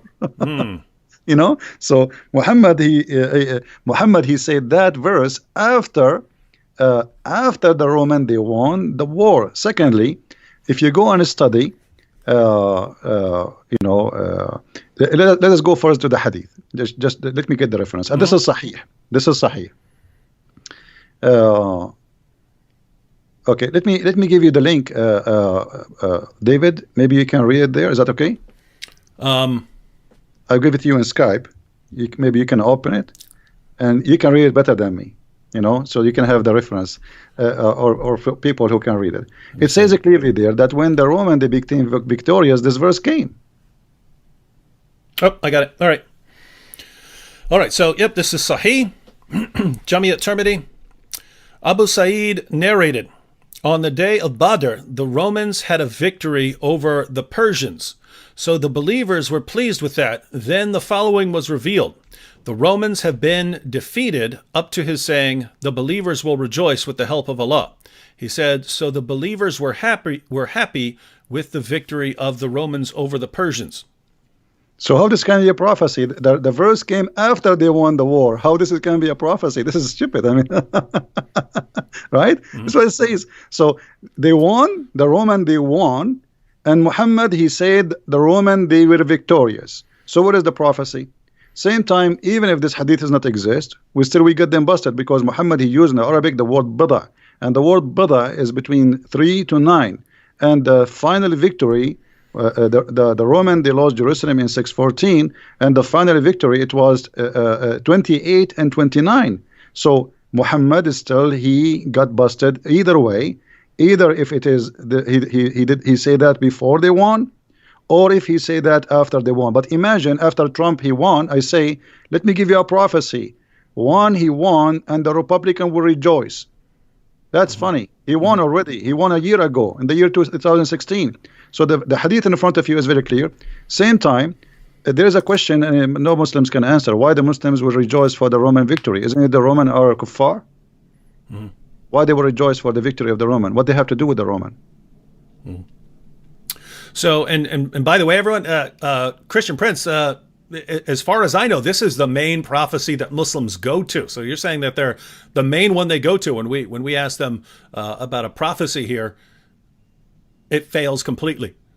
Absolutely, it's stupid in either way, because the years, if you see this hadith here, if we say it's not exist, but they cannot say it's not exist. It's sahih, as you see. So the Roman, they were victorious, and then the following verse was revealed. It's very clear. So it's revealed after they've been victorious, not before. Secondly, in Arabic it says غُلِبَتُ الروم, and then it says وَبَعْدَ غُلْبٍ سَوْفَ يُغْلَبُونَ فِي بَضْعِ سَنِينَ. So they are going to be victorious in the word bada 3 to 9, and the Roman took them a lot longer than what Muhammad he predicted. So either we go that Muhammad he was predicting before, and that will make him look as a false prophet, or we say, as the hadith here, which is sahih supposedly, saying that the verse revealed after the Roman were victorious, and that will destroy all the claim anyway. And it's kind of, Even if we granted everything that Muslims claim about this, if we ignore the hadith you mentioned and so on, and we ignore the time frame, that the time frame was not met, even if we ignore all of that and we say, okay, Muhammad predicted this side would win a victory in the future, and they did. It's kind of a really weak prophecy when you've got battles and they're going back and forth. The wars are going back and forth and so on. That would be like me saying, ladies and gentlemen, the Republicans won the presidency, but at some point, the Democrats will win the presidency again. And then eventually when the Democrats win, I say, you see there, I'm a prophet, ladies and gentlemen. No one would accept that. And yet this is the one they go to, along with all the other problems. Yeah, this is a war happening for 300 years, and they win and they lose and they win, they lose. This is silly. Same time, Muhammad, he claimed that the Roman, they will be the major population of the people of the earth. So, okay, well, Muhammad, he made a prophecy about the Roman, and let us see what it is. When Muhammad, he says, and this is in Sahih Muslim, that the Roman, when the judgment did come, they will be the major population of mankind. And this is hadith number 2898a. So, تقوم الساعة والروم أكثر الناس. The judgment day will come, and the Roman, they will be the most biggest population of mankind. They are the majority. So, but the Roman are gone. Where is the Roman? Do you know where is the Roman, David? Where is the Roman now? Here we go. This is a false prophecy. If one prophecy made by a prophet who claimed to be prophet, that's it. He's a false prophet. Yeah, and there are other prophecies that Muhammad made where I just can't figure out how they can possibly come true now. So, for instance, Sahih Bukhari 71:16 narrated Abu Huraira, Allah's messenger said, "The hour will not be established till the buttocks of the women of the tribe of Daus move while going around Dhul Khalasa." But that place was destroyed by Muslims a long time ago, so it's never going to happen. The people of the women of that tribe are not going to be marching around this place anymore. And you have passages like that where it doesn't look like they could ever come true unless this tribe makes a comeback and then goes back to its practices and starts walking and rebuilds this place that Muhammad's followers destroyed.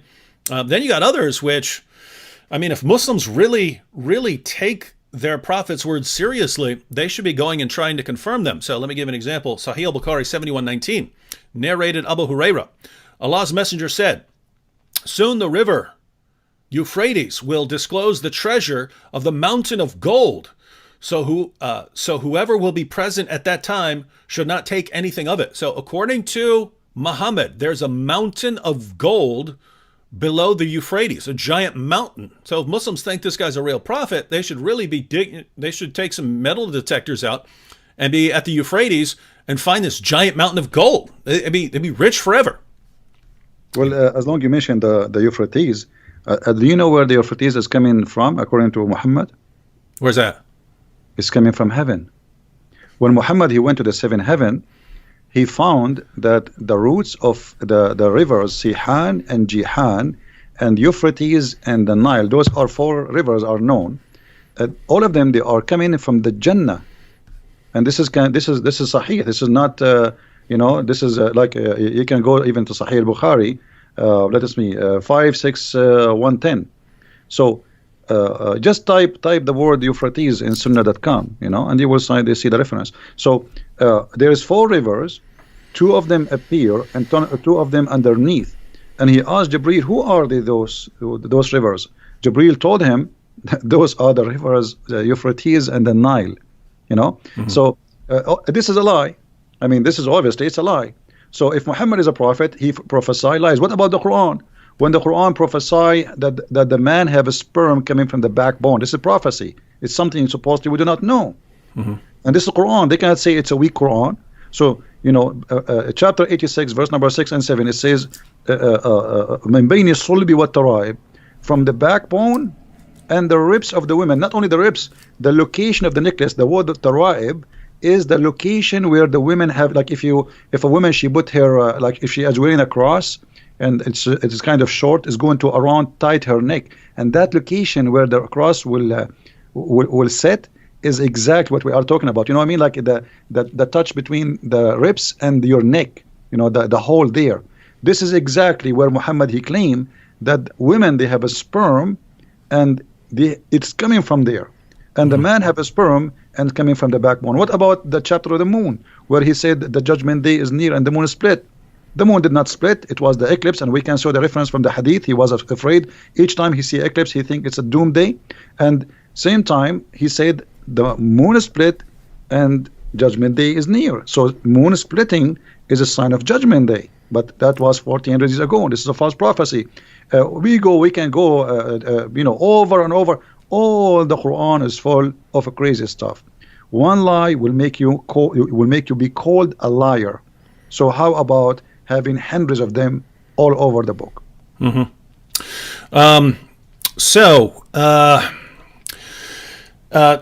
Wanted to bring up something to you because you mentioned it earlier that the Quran is affirming what happened with Jesus in the Christian position. Sam Shamoun and I use a lot what we call the Islamic dilemma that the Quran affirms, and I'm bringing this up because I scrolled past a comment. I could go back and find it, but someone was saying that the position of the Quran is that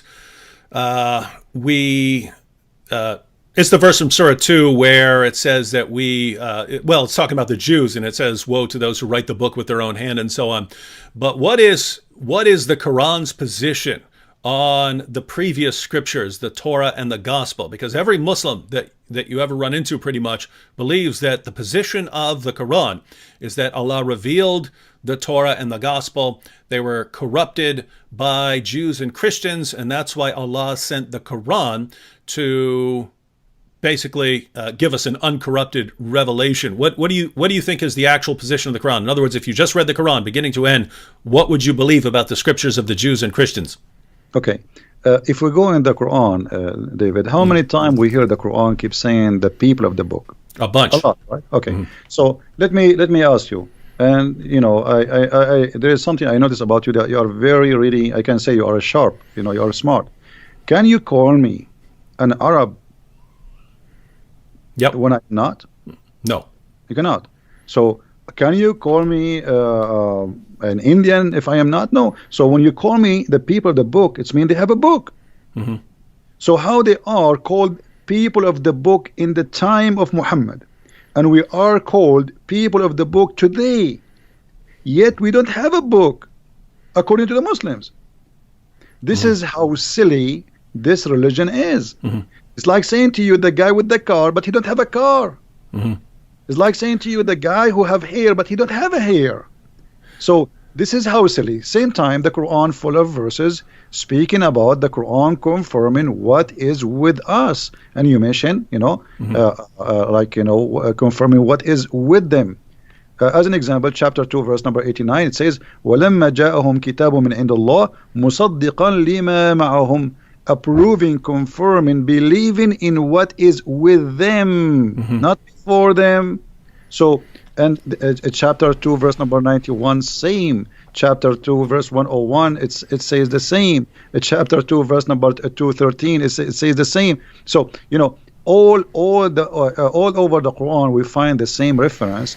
But the Muslims, they cannot find really anything. It says that the Bible is corrupt. You see, the Muslim, they says, the Quran says, يُحَرِّفُونَ الْكَلُمْ عَنْ مَوَاضِعُهُ. What does that mean? You go to the interpretation, they say they change the meaning of it. This is their scholars, not me. It doesn't say they are corrupting the book. It says they change the interpretation of it.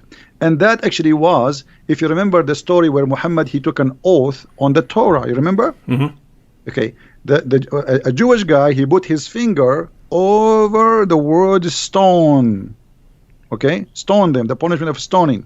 So this is what is this is what the verse is talking about. But this is how that can be corruption. You know, the corruption supposedly here happened because the guy, he tried to hide the word in the Torah. And if it is corrupted, and Muhammad, he knew the book is corrupted, Where is the hadith where Muhammad he says the Quran, the Bible is corrupted? I want to see it. Same time, the Quran never says, what they are claiming to be, and even their scholars don't agree with them. Because how in one verse you says you approve what is with them, in the other verse he says they are corrupting, but they are corrupting the word. Same time, يحرفون عن مواضعه, which means changing the location. If you go to chapter 5 verse number 41, maybe you can read it for people there. I will give you like a little bit of time to find it. In chapter 5 verse number 41, it says that corruption here is a change in the location of the words from its location. Does it say that, David? So 541, O Messenger Muhammad, let not those who hurry to fall into disbelief grieve you of such who say we believe with their mouths, but their hearts have no faith. And of the Jews are men who listen much and eagerly to lies, listen to others who have not come to you. They change the words from their places. Okay, so the corruption here is not taking the verses, is changing the words from their places. All right. Now, if this is corruption, that means the whole Quran is corrupt.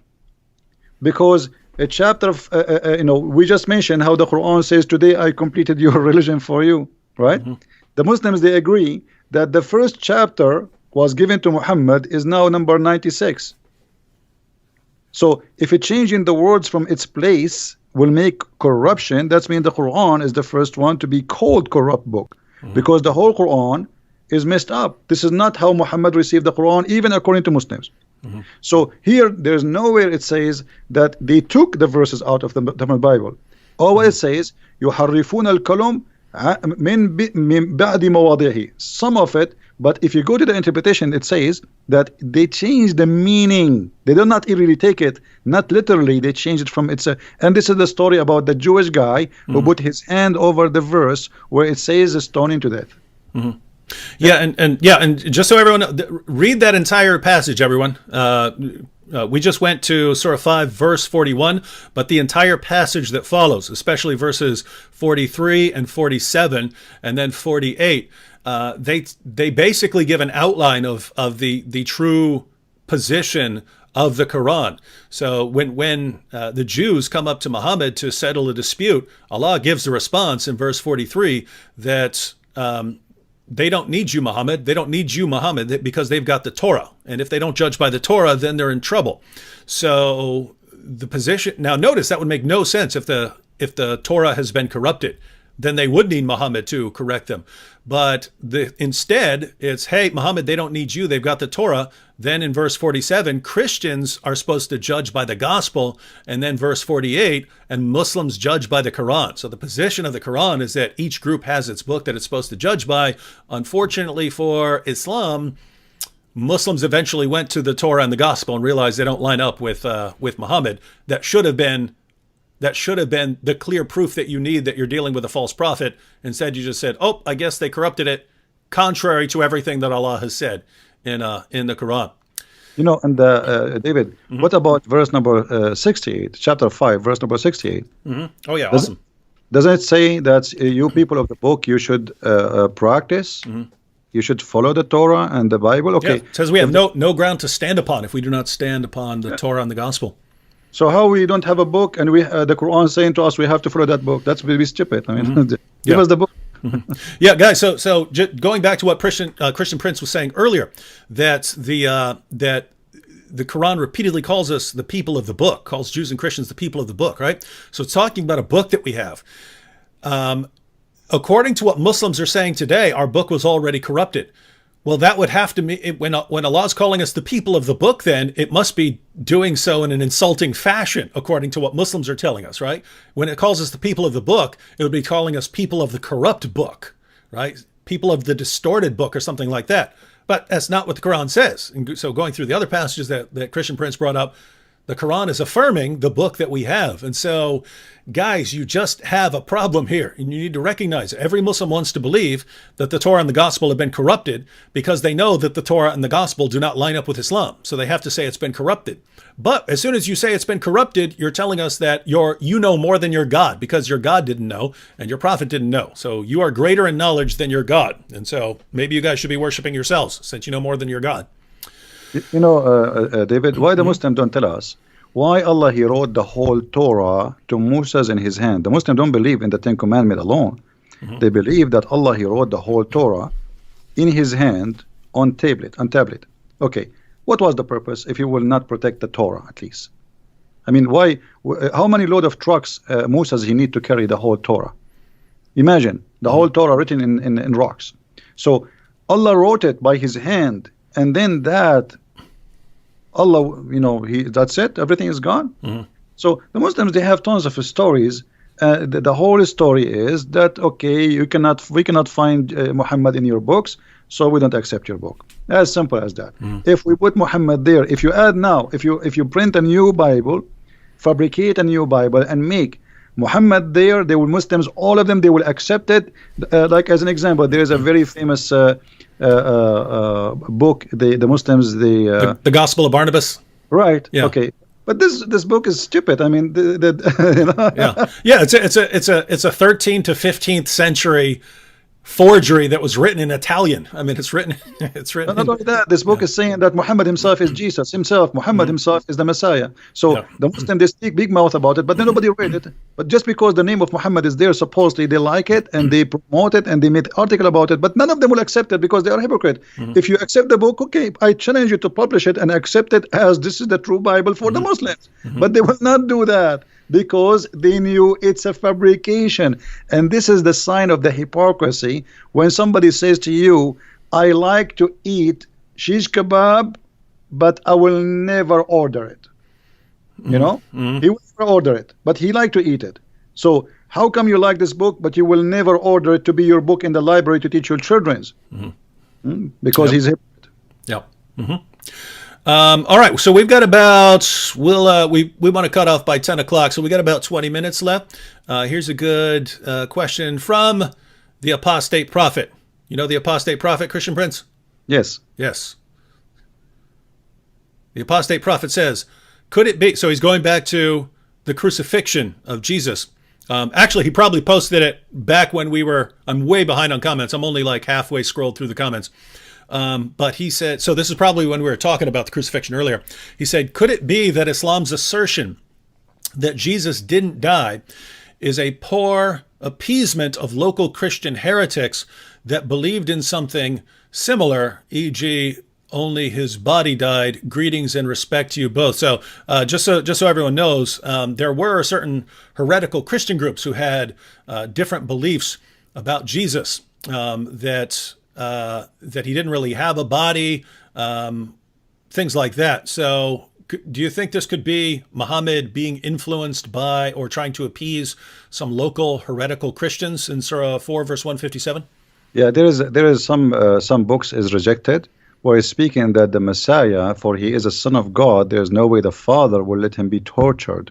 So it most likely this one was on the cross. God, he made the body of a person who looked like Jesus, but this is not Jesus. And obviously Muhammad, he carry on with that fallacy.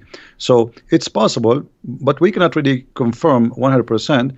But there is people who they believe that Jesus, because he's son of God, well, there's no way that God, his father, they will let him be tortured. And actually, once a Muslim, an Egyptian Muslim, he said to me, well, you know what?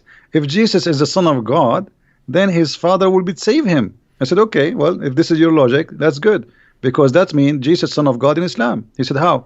He said, you just told me if Jesus is son of God, his father will save him. I said, yeah. I said, okay, didn't Allah save him in Islam? So, yeah, Muhammad, obviously, he have nothing of his own pocket, nothing about Christianity, nothing about Judaism. He is a person who copy, but he have a bad ears, to the point even he cannot pronounce names correctly. So Amran became Umran. You know, all the names he got them wrong. So Muhammad, he cannot be a person who is making things as much he is copying, especially when it's come to Christianity and Judaism. And even the stories of, like, as an example, you know, the chapter in 18 is speaking about the 7 sleepers. But this is a story written hundreds of years before Muhammad, and it's a fictional story. Yep. So how Muhammad put it in the Quran? Because simply he's trying to bring stories which is interesting to his book and make himself a prophet who knows. And if you read the chapter, you will die laughing. You know, the verses says, some they say they are 4 and their dog is number 5. Some they say they are 5 and their dog is number 6. Some they say they are, etc. I mean, this is silly. This is not God talking. Just tell us the number and that's it. Still, until now, we do not know what the number. So Muhammad is a person, he was under pressure. People, they ask him, they challenge him, especially the Jews. Because this is why he hate them. You know, when the Jews they came to him and they said to him, tell us about Zulqarnain. It was a trap. They are not coming to ask him, they are making fun of him. And Muhammad, he get the bait. He was a fool. So he started telling them what is the first meal for going to heaven. In the heaven, it is the liver of the whale, and how the baby will be, how the child will resemble the parents. If the father have orgasm first, the baby will be a male. If the women have orgasm, the baby will be a female, which is stupid too. And then he to talk about Alexander the Great. So Muhammad, he hated the Jews for always getting him busted without him knowing. But it was too late. That's it. He made verses, he gave it, and people are laughing. And Muhammad, he wanted to seek revenge because they got him busted. Yeah, and guys, that's basically the history of Islam. The people who could actually understand and who knew why the things that Muhammad could be. Keep in mind, you could go up to someone who doesn't know anything and say anything you want, and that person won't be able to respond. But if you go to people who actually know something, then if you say something stupid, they're going to call you stupid. And so Muhammad kept doing this, and people kept pointing out how he's wrong and he doesn't know what he's talking about, and they suddenly become his enemies. But eventually, once Muhammad has a big enough army, then no one's allowed to say anything. No one's allowed to say anything critical of Muhammad's teachings. And so that's what you have in the Muslim world, is it eventually became the position that you're not allowed to criticize or question the things that Muhammad said, no matter how silly and ridiculous they are. But now, guys, we're in a different time period right now. Yeah, there are places in the world where you get in trouble, but here in the West and on the internet, we're allowed to point these things out, and yet the Muslims are still defending some of the silliest things that have ever been said by anyone, and they're defending them as obviously true when they're obviously false. Here's a good question, Christian Prince. So the Muslims said Judas is in the cross, so the Muslims are the true Antichrist. Now, just to be clear, everyone, it's not the Quran that says that Judas was the one who was crucified in the place of Jesus, but that is a very common Muslim belief today. And if you just think about that, right? In Christianity, the innocent Jesus is crucified on behalf of sinful men. And the Muslims of today, a very common belief among Muslims, is that it was actually Judas who was crucified in place of Jesus. So now you've got the guilty sinner Judas being crucified on behalf of the innocent Jesus. It's a complete reversal of the gospel. They completely flip it on its head. Christian Prince, can we say that Islam is an antichrist religion? Well, based in the Bible, absolutely, because the Bible says who is the Antichrist? The one who denied the Father and the Son, right? So, based in the Bible, absolutely Islam, but not a person, Islam as a religion, as a cult, it is an Antichrist cult. And Muhammad, in the Hadith, he says, "Ana al-Mahi." They ask him, what do you mean? Al-Mahi in Arabic, it's the one who erase. He says, I will erase Judaism and Christianity. So he made his target clear. I'm going to erase it. All right. So by that statement, he will erase what? He will erase the belief that the Messiah, what we believe in him, and he was crucified, and that what he will erase, and that will make him himself an Antichrist too, but not the Antichrist. I don't believe he is the Antichrist. He is Antichrist, yes, but not the Antichrist. At the same time, remember, Muhammad never met Christians. I don't believe Muhammad ever met Christians. He met Nasara. Who is Nasara? You say, I'm a Christian. What not Nasara? Ask any Arab Christian. Tell me how you say you are a Christian in Arabic. He will say Masihi. Masihi, coming from the word Messiah. Not a single Arab Christian he even will accept to call him Nasara, because that will sound like an insult. So for us, that is clear evidence that Muhammad, he met a group who they are Nasara, and I believe Nasara here is coming from the word, from the Hebrew, where the Nazarite, which is not the Nazarite from the city, the Nazarene, which is in Hebrew like the one who is poor in the understanding, not poor in the money. So the Christian, they call such a group Nasara for they are poor in the understanding of the Bible, and they were rejected. And this is why they are exist in the Arabian Peninsula. They run away because they rejected from the Christian community. They went to a land where Roman are not exist and they have no authority. So let's make it clear. At that time, obviously, those Nasara, they were not welcome in the land or the territory of the Roman. This is why the same for the Jews. Why the Jews are there? Because the Jews are not welcome between the Romans, especially after what happened in 614, where the Jews took the side with the Persian, and even before that. So the Jews, they run away for their life. They went to the Arabian Peninsula, and the same as the Nasara, because in that territory the Roman have no authority. It's just a desert. There's nobody live there. And this is what Muhammad met. He met Jews and he met Nasara. He did not meet the Christians. Yeah, so guys, try and research a little bit about the historical background there. I think it might clear up some of the things Muhammad said and some of the positions that Muslims hold today. This is kind of a two-part question here, but it's a good topic. So the question is, did Muhammad have a problem with anyone leaving him? And the second part is it because his parents left him when they died? So, Christian Prince, did Muhammad have a problem with people leaving him, leaving his religion?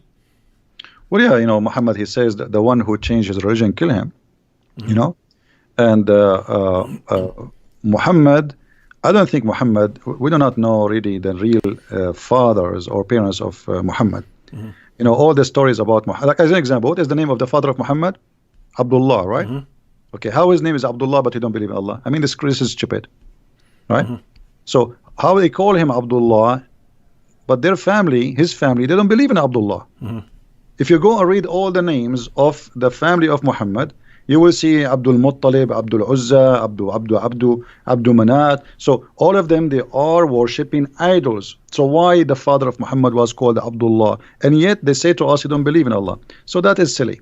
And Muhammad, if you have my books, you will see that Muhammad was born 4 years after his father's death. Okay, how he can be his son? This is why the Shafi'i, the Hanbali, the Maliki, they have different opinion about how a woman, she can deliver a child after the death of her husband. They go from between 2 years up to 7 to 10. Imagine a Muslim woman, depend in the Islamic sect. There's 4 Islamic major sect. A woman, she can be delivering a baby after her husband's death up to 10 years. That's madness. And then if we go and read, we will find that the father of Muhammad, he was paid for sex. The sister of Waraq ibn Nawfal, she offered the father of Muhammad 100 camel to sleep with her, which I find the number is exaggeration. It's like saying I will give you 100 car these days.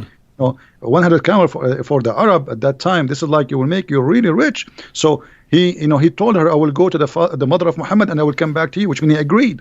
When he came back, she said, I have no need for you no more because you slept with that woman. So here you notice, you understand from the Muslims books that Muhammad's father was a gigolo in the term of getting money for sex. And then the father of Muhammad and his grandfather, supposedly they marry the same women, and then they have sons and they have different ages, and Muhammad's father, he died supposedly 4 months or 3 months after the marriage, the wedding. So how Muhammad can be born 4 years after? Mostly, I believe, this is my belief from my study, that Waraq ibn Nawfal is the real father of Muhammad, not Abdullah. This is why I always find Muhammad is with Waraq ibn Nawfal. When Waraq ibn Nawfal, if you remember the hadith, it says when Waraq ibn Nawfal he died, what Muhammad tried to do? He tried to jump from. Okay. You're talking about the suicide attempt. Yeah. But this is when after Waraqah he died. Okay, why?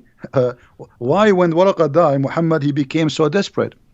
What happened? Because he have a special relationship with him. When Muhammad was lost as a child, where they found him? With Waraqah. When Muhammad lost in the desert, where they found him? With Waraqah. Waraqah is everywhere in the life of Muhammad. So when Waraqah he died, according to the hadith in Sahih al-Bukhari, and this is Sahih, they cannot say it's a lie, it says that the inspiration of Allah paused. Allah will not send Quran no more. And Muhammad became so sad, and he decided to jump from the top of the mountain, and he tried to do that many times. And each time he go to the top of the mountain, Jibreel, he appeared to him and he says, don't do it, for sure you are a prophet of Allah. So this is what is written in Sahih Bukhari, hadith number 6982. But why Waraqa is all over, and why Waraqa, even Waraqa is the one who told him what is the name of the angel who met him, right? When he squeezed him. Okay, how Waraqa he knew? I mean, he did not even see him. And why Khadija, she took him to Waraqa? So Waraqa is all over the life of Muhammad. There is two people, they made Muhammad a prophet. Khadija money and Waraqa. All right. This one's about Lot, and we'll probably take one or two more real quick after this. But this one is about Lot, and she says, "Can you explain how Lot became a prophet in Islam, and why did Muhammad think that Lot was a prophet?" And guys, if you don't know why this is important, in the Bible you have the story of Lot. Lot and Abraham separate. And Lot, after the fall of Sodom and Gomorrah, his daughters apparently think that they're the last people on earth, and so they want to start the human population up again.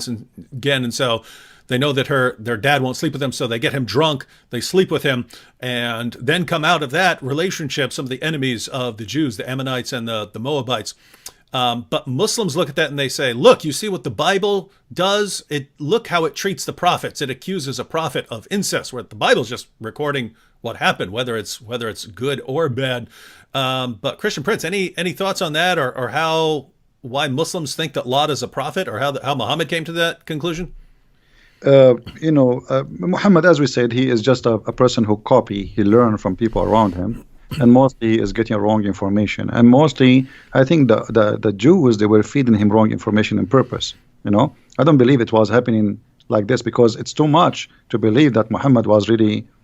I mean, Muhammad, you see, he always look at the Jews as people of the book, because they knew, they are people who have knowledge. So he saw in them teachers, but the Jews, because he came to them claiming to be a prophet. Muhammad did not come to them just to live. He came to them after supposedly he ran away from Mecca. So now they knew that this guy, he claimed to be a prophet from supposedly Allah. So the Jews, they feeded him false information just to make fun of him. And Muhammad, he got the bait. Always Muhammad, he is a victim of the Jews. They did not harm him physically, but they did harm him mentally, and did harm his belief. They made fun of him. So about incest, well, the Quran speak that in chapter 5 verse number 27, if you go and read the interpretation, that the daughters of Adam, Allah, when he made the wife of Adam, Eve, have children. Each time she gave birth to a twin, a male and a female. And Adam, he married the male from this twin to the other female from the other twin. But what happened, that the two male, now they want to marry one sister. Why? Because one of them, she have a cross eyes, or she don't look good. So Allah told them, okay, make a sacrifice, and whatever sacrifice, the one I accept his sacrifice is the one who can take that female. So if the Muslims are against incest, then they should not accept that verse. Now, if we go in the different verse, and this is very important, if you go in the Quran, in chapter 25, verse number 54, 52, let me remember. 54, yeah, 25, 54. It says, وَهُوَ الَّذِي خَلَقَ مِنَ الْمَاءِ بَشَرًا فَجَعَلَهُ نَسَبًا وَصِيرًا. If you go to Al-Qurtubi, it says that a Muslim man, he can have sex with his daughter if she is a daughter from adultery. This is Islam today and before. So this is, you see, in the Bible is speaking about a story of two girls, because they don't want to be without children, and they are afraid they will disappear from the universe. No men left. They did that. The Bible did not approve what they did. The Bible report. Here we have religion, and we have scholars saying, if you have a daughter from a girlfriend from adultery, the mother and the daughter are lawful for you. And by the way, I challenge any Muslim. You see, here we go in front of you, David, Mimi Hijab and his nurse Ali Dawa, all those kids. If anyone dare to say to me that I just told a lie, I am willing to come down here to your show, and we will open the screen and we will read together in front of them from the most official government website of the Kingdom of Saudi Arabia. And I challenge them to say, I am lying. This is Quran, and this is the interpretation of the Muslim scholars and the Islamic sect. And not only that, they say it is according to the most accurate of scholars in the religion, that because she is not his daughter from marriage, she is not forbidden for him to have sex with the daughter and her mother.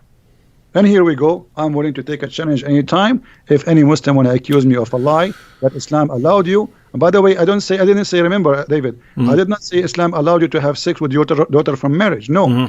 Quran says you cannot have sex with your daughter from marriage. But if she is not from marriage, you can have sex with her. All right, so you Muslims, you heard that challenge. If you want to challenge Christian Prince here, I'd be happy to moderate that discussion, and we can put the sources up on the screen here. All right, we want to close out after this one. We don't want to close out just talking about Islam because, I mean, man, when we hear about the things that Muhammad said and the things in the Quran, just want to go take a bath. So we want to conclude on a more positive note here. Christian Prince. So Tippy Bear here says, ask Christian Prince to show that Paul is a prophet in Islam. Now, for those of you who are new to all of this, Muslims like to blame the Apostle Paul for corrupting Christianity. And there's a reason for that, right? They didn't just say, oh, Paul is an especially evil dude one day or something like that. It's basically they're forced into it, right? Because they know that their book affirms that Jesus spoke the truth and that Jesus' original followers were devout Muslims. And yet they know that Christianity doesn't teach what Islam taught. Christianity teaches that Jesus is the divine Son who died on the cross for sins and rose from the dead. So they have to blame someone for corrupting Christianity. And a Muslim who doesn't know anything at all will point to like the Council of Nicaea and stuff and say, oh, that's where Christianity was corrupted. But they got a problem because we can trace all of the core Christian doctrines back to the 1st century.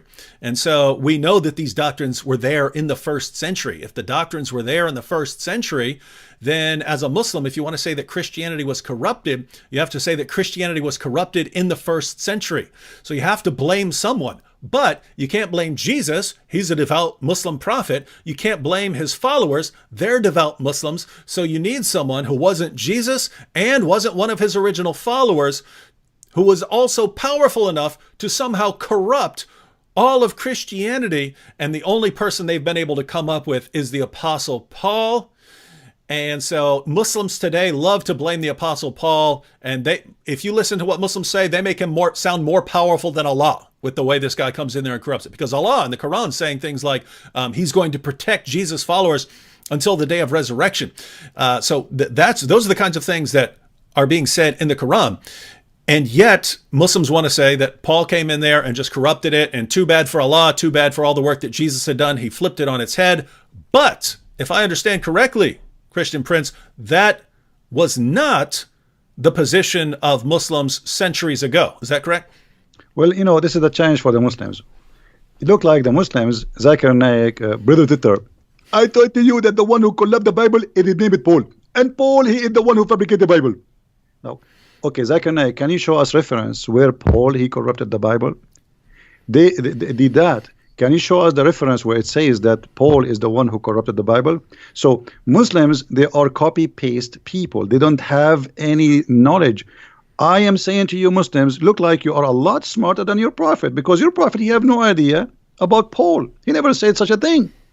Ibn Kathir, he says, if you go to chapter 36 in the Quran, you will see in verse number 14, it says, we sent to them, إِذْ أَرْسَلْنَا إِلَيْهِمْ إِثْنَيْنِ فَكَذَّبُوهُمَا. We sent to them 2 messengers, and then we sent the 3rd to string them. If you go to Ibn Kathir, you will see Ibn Kathir, not the Christian Prince, saying that the 3rd is Paul. So Ibn Kathir, he must be Christian. He must be working for us. Maybe we paid him. Look like Zakir Naik and Didat are smart, and Ibn Kathir is a donkey. So obviously here there is some kind of copy-paste agenda, and nobody want to read. They heard Zakir Naik saying that, they heard Didat saying that, and we copy and we throw it. Now the question, the challenge for the Muslims, Why your prophet do not know about Paul being corrupt in the Bible? Why Allah did not say that in the Quran? And why in chapter 36, verse number 14, according to you Muslims, those are three messengers, three musketeers, sent by Jesus. How Jesus can send people to be messengers unless he is God? How a prophet, he can make you a prophet? How somebody, he himself, he is just a prophet, he can make you a prophet? Not only that, if you go and read the interpretation, you will see that they resurrected people from death. Those three, Paul and John, Johanna, and Peter, they resurrected people from death. And the most strong one of them is Paul. Because look like Paul, for Muhammad, he have a black belt. So he is the most strong one, according to Ibn Kathir and the biggest scholars. But Paul is the enemy of Allah, according to the Abduls, who have no idea what they are talking about. So my friend, Muslims are the same as somebody, his wife is a cheater on him. He is the last one to know. Don't learn Islam from a Muslim. They do not know. They don't speak the language. And even the one who speaks the language, he lie in order to protect, as Mimi Hijabi did.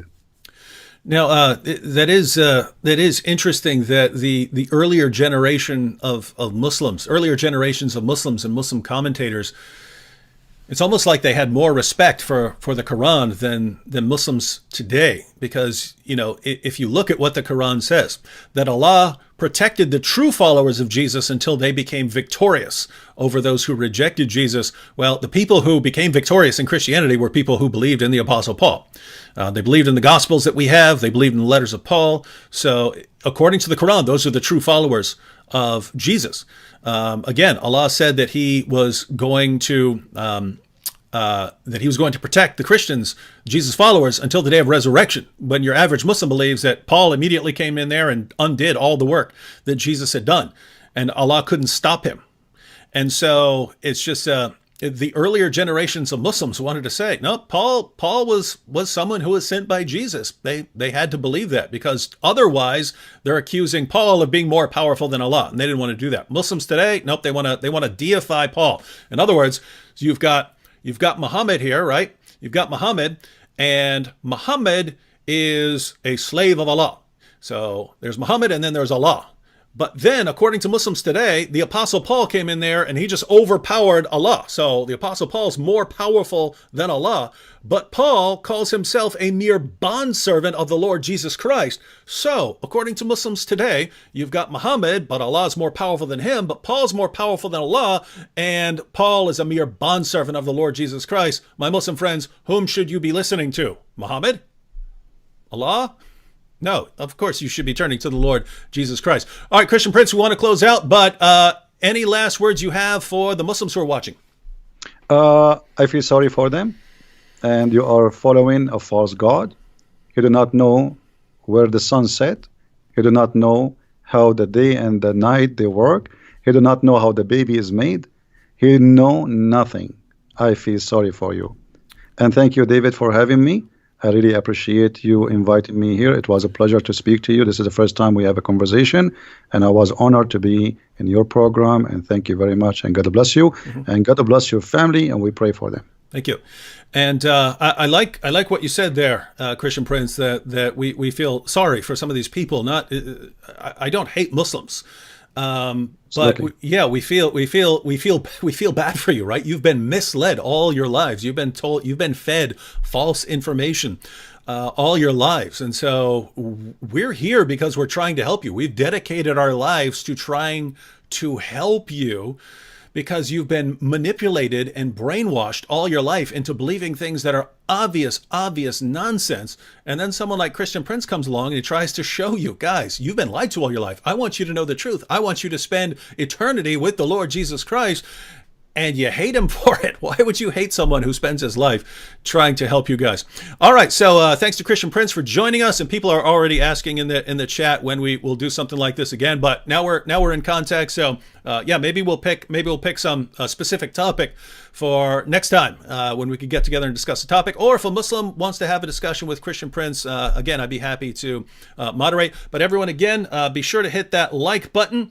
and you have the links to Christian Prince's his channel, his Facebook page, and his Patreon. So again, before you leave, go ahead and click that Patreon link and support him for $5-10 a month or something like that. Some of you have awesome jobs and stuff like this, and you could support him with $100 a month or something like that. But again, as someone who knows how much work goes into really putting out lots of content on Islam and buying the resources and having good equipment, there's a lot of costs associating just with doing stuff on YouTube and Facebook and stuff like that. So if you want to see Christian Prince continue doing his work and doing more in the future, be sure to support him. Other than that, I'll see you all again next time. Be sure to subscribe to our channels if you're not subscribed, and God bless everyone.